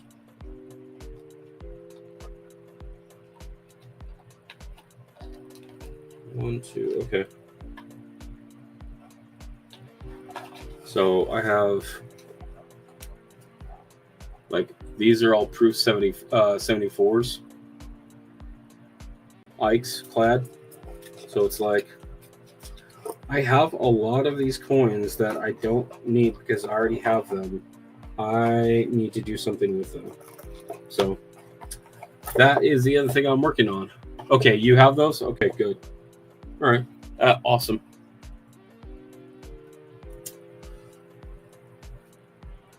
So I'll be going through this stuff, which is left over from mint and proof sets. And I'll be going through all of these as well. I've got Ike's all the way to presidentials. Like I've got, BU presidentials in here. And my Kennedy halves, all the way from, 71 up to some of the NIFCs from the 2000s. And I will be selling those. So check them out on my eBay page. If you don't already have my eBay page, I will have those on eBay. I've been kind of going through and putting together sets and all kinds of different things. Like I think I'm going to put these up there next. And so all of these from here over are 1976 proof Ike's type 1s that I'll put up. Just some other stuff that I found. Yeah.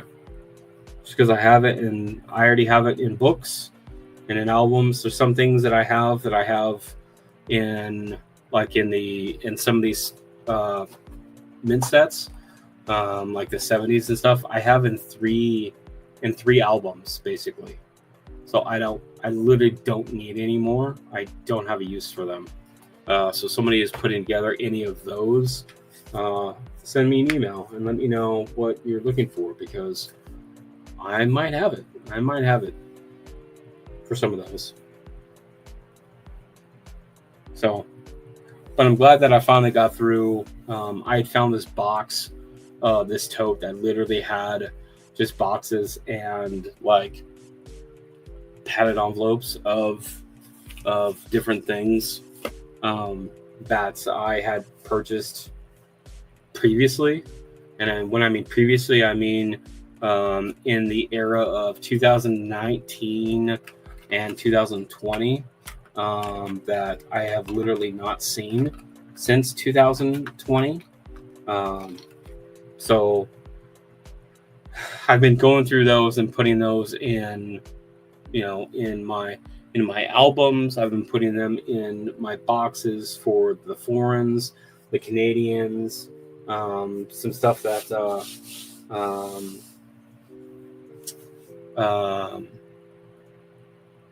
I came across some silver quarters.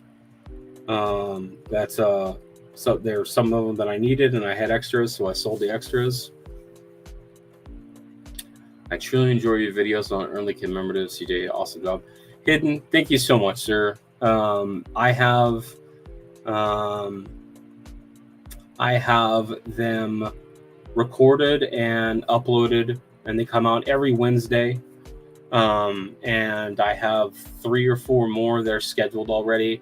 I only have 4 left for the entire series. So definitely as it gets closer, I may do a what do they call that? Where it's like a preview, like a live preview or something for the last one. I don't remember what it's called. But I may do one on the last one, just because there will be a total of, I think, 50. I gotta check.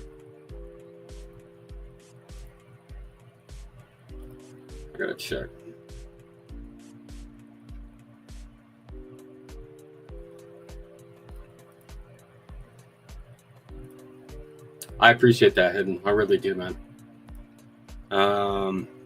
So what Hidden is talking about, if you guys don't already know about it, I've been making videos about the history and about how some of these the early commemoratives from the first one in 1892 up until the last one, which is the Washington Carver 1951 to 1954.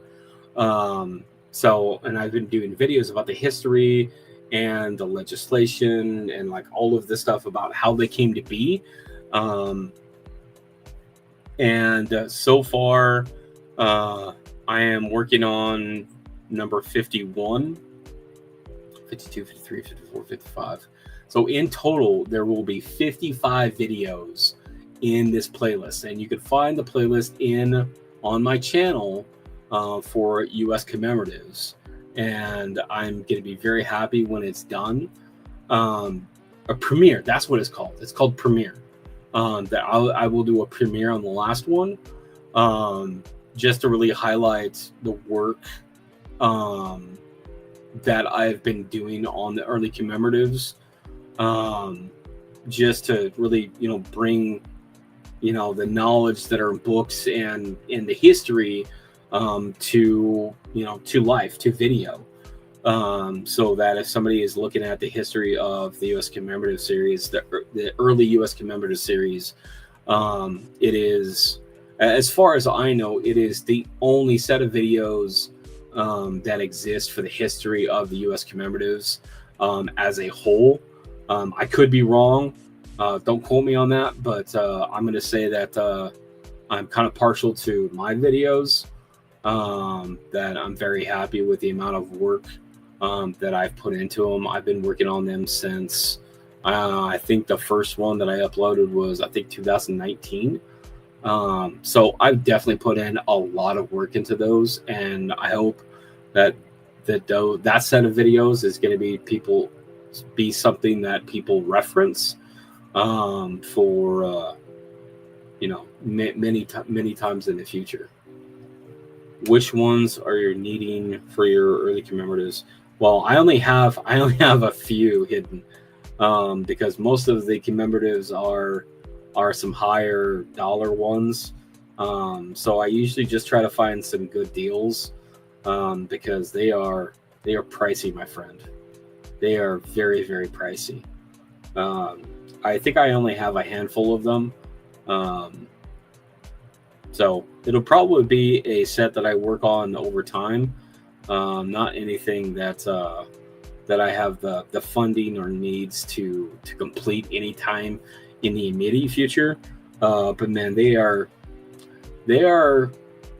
very, very cool sometimes when you're looking at the history of how they come about, and especially like kind of like the drama that happens around how these coins come about. There's like the Texas one, that it is actually a coin dealer that gets uses his nudge favors in Congress, to get these coins made so that he can specifically control them.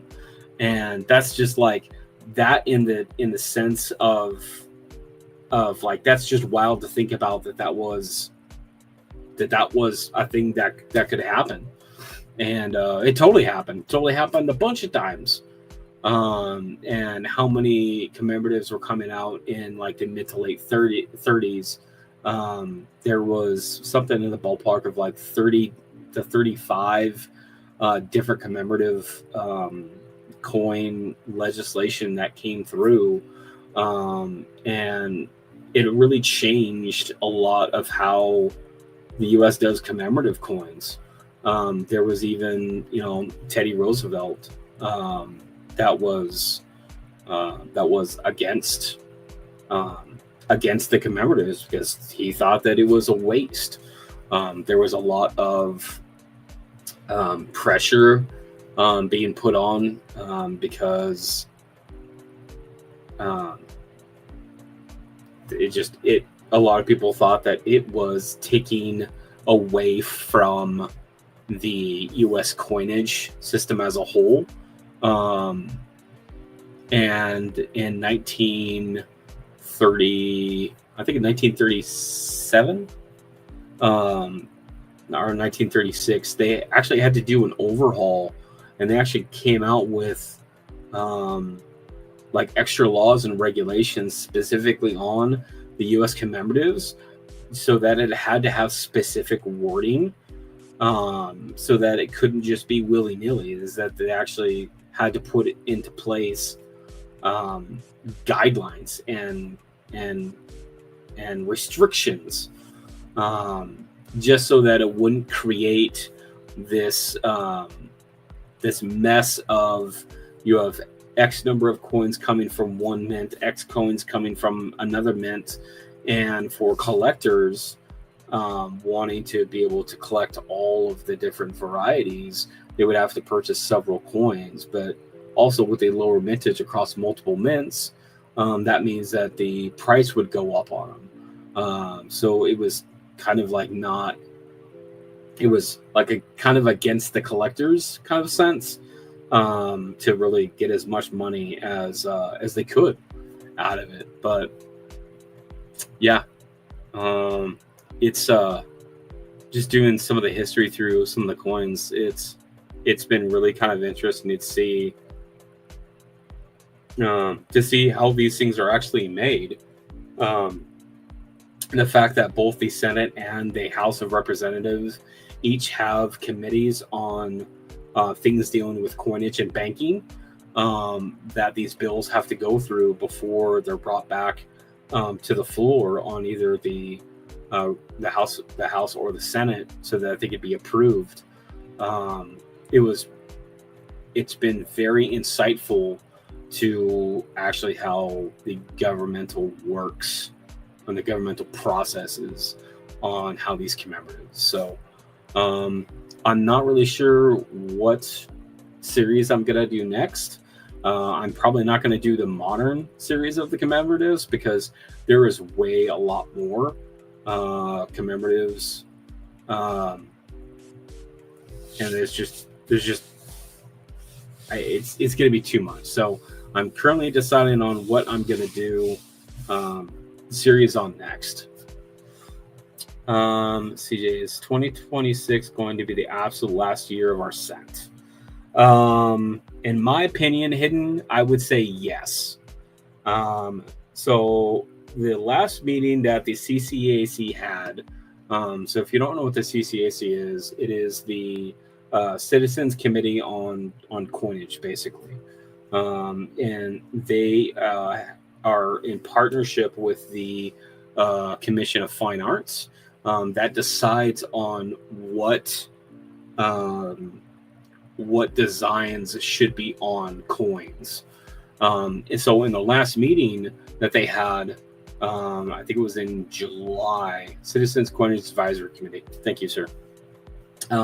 They talked about that they actually want 2026 to have a design for the cent, to basically have it as a grand send-off for its final ending. In my opinion, I believe that that's what the plan is. And here's why I say that: because the last official purchase of blanks that the U.S. Mint had was just a few months ago. And just a few months ago, that is pretty deep into the year. So my thought is that they did that intentionally to have enough blanks set aside that they could do the sesquicentennial, the 2026 commemorative coins, because the 2026 coins will have all different designs coming out for each of the denominations.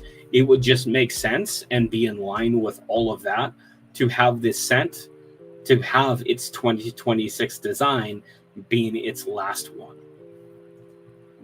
So that's the long answer. Short answer, yes, probably is. Now, how long that coins are going to be in circulation after that is also a very good question.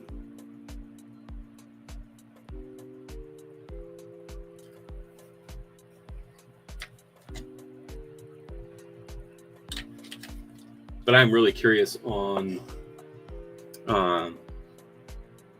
what the final designs on all the 2026 coinage is going to be. The last meeting that the CCAC had for the 2026 was like last year. I tried going back and looking through the different meeting notes and everything, and the last one that I could find was the one that basically I did the video on in like 2024, in like late 2024, I think, or maybe it was early 2024. That had kind of like the proposed designs for the nickel, the dime, and the quarter, and the $50. So I'd be really curious on what they come up with. The last meeting, if you guys haven't seen it though, I would recommend at least watching it. Skip through all the boring parts, like the first hour of it. It's kind of boring. But one thing that I thought was really cool is that there is a commemorative coin that's coming out, and it is in relation to some of the military themes. And there was one specific coin that they commemorative coin that they are doing, and they had designed it for to represent, this a specific part. And they actually asked one of the veterans that was still alive which design that he preferred to represent him and his unit and his group, which I thought was very, very cool, and such a very classic, like a real thing where it actually puts, here is the art and behind the designs and all of the different designs, and having it vetted through the CCAC, but also to bring him in live on that meeting so that he could put his 2 cents into it too. So I thought that was very, very cool. I'm not sure if that's something that they normally do for a commemorative coin like that, but honestly, I think it's spot on, and I enjoy seeing that because it really brings the art to life on our commemorative coins. So if you get a chance, go watch it. It was all right. So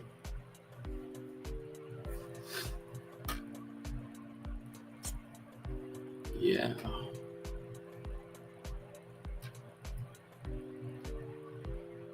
So on my Numista, I have 115 countries currently.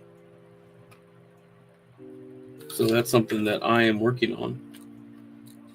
What I would like to do is I would like to get a coin from every single country.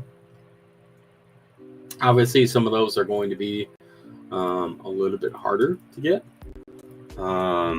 Like the African states are probably going to be a little bit harder to get. But one thing I've been trying to look through is to find some of these islands to see if I can get coins from some of these islands. So like there's one right down here in the Caribbean. It's Guadalupe. I did find coinage from that one, but they are kind of expensive. So they're in the $30 range just for a single coin. So I'm just looking for just different options to see if I can get, some of these other islands to cross them off, because I mean, still 115 countries is a lot of different countries. So this is a kind of a heat map of the world. The darker the color, the more into the red, the more coinage. Obviously, I have a lot of United States, a lot of Mexico, France, some of the European countries. I've got a bunch from Iceland, which is really cool. So I definitely have a bunch, and I'm still looking to find some from all of these different countries. So that is my world collection. It's something I've been working on for a while.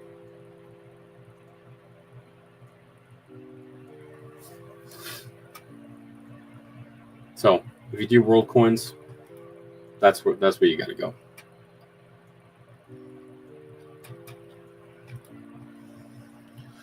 All right, so I made it through all of my extra coins. I do have some leftover stuff that I got to figure out what to do with, but it's all U.S. coins. So I got a bunch of BU quarters to set aside. But if anybody watching this later on or watching it back, if you need anything, I'm going through rolls. I've got rolls of quarters. I've got rolls of pennies. I've got a box and a half of 2017 P Lincoln cents, which is the only Lincoln cent that has the P mint mark. So if you're looking for one of those, I've got plenty of those. I got proof and mint set extra coins. Most of this is 70s into the 80s, only a few 90s. But if I have extra, I'm definitely willing to part with it. So let me know. And I'm going to go ahead and call it a day. Hidden, Blues, Monkey King Metals, Paula, John Argent, everyone else, thank you for coming in. Thank you for hanging out with me. I appreciate everybody. And watch my videos that come out on Wednesday for my U.S. commemorative series. It is coming towards the end of that. So I've got several of them scheduled out over the next 3 or 4 weeks. So look for those. It's on Wednesday. It'll usually come out in the morning on Pacific time. I try to usually do it around 7 or 8 Pacific time. So according to whatever time zone that you guys are in. But I appreciate all you guys. And we will see you later. Thanks for coming in. Later, guys.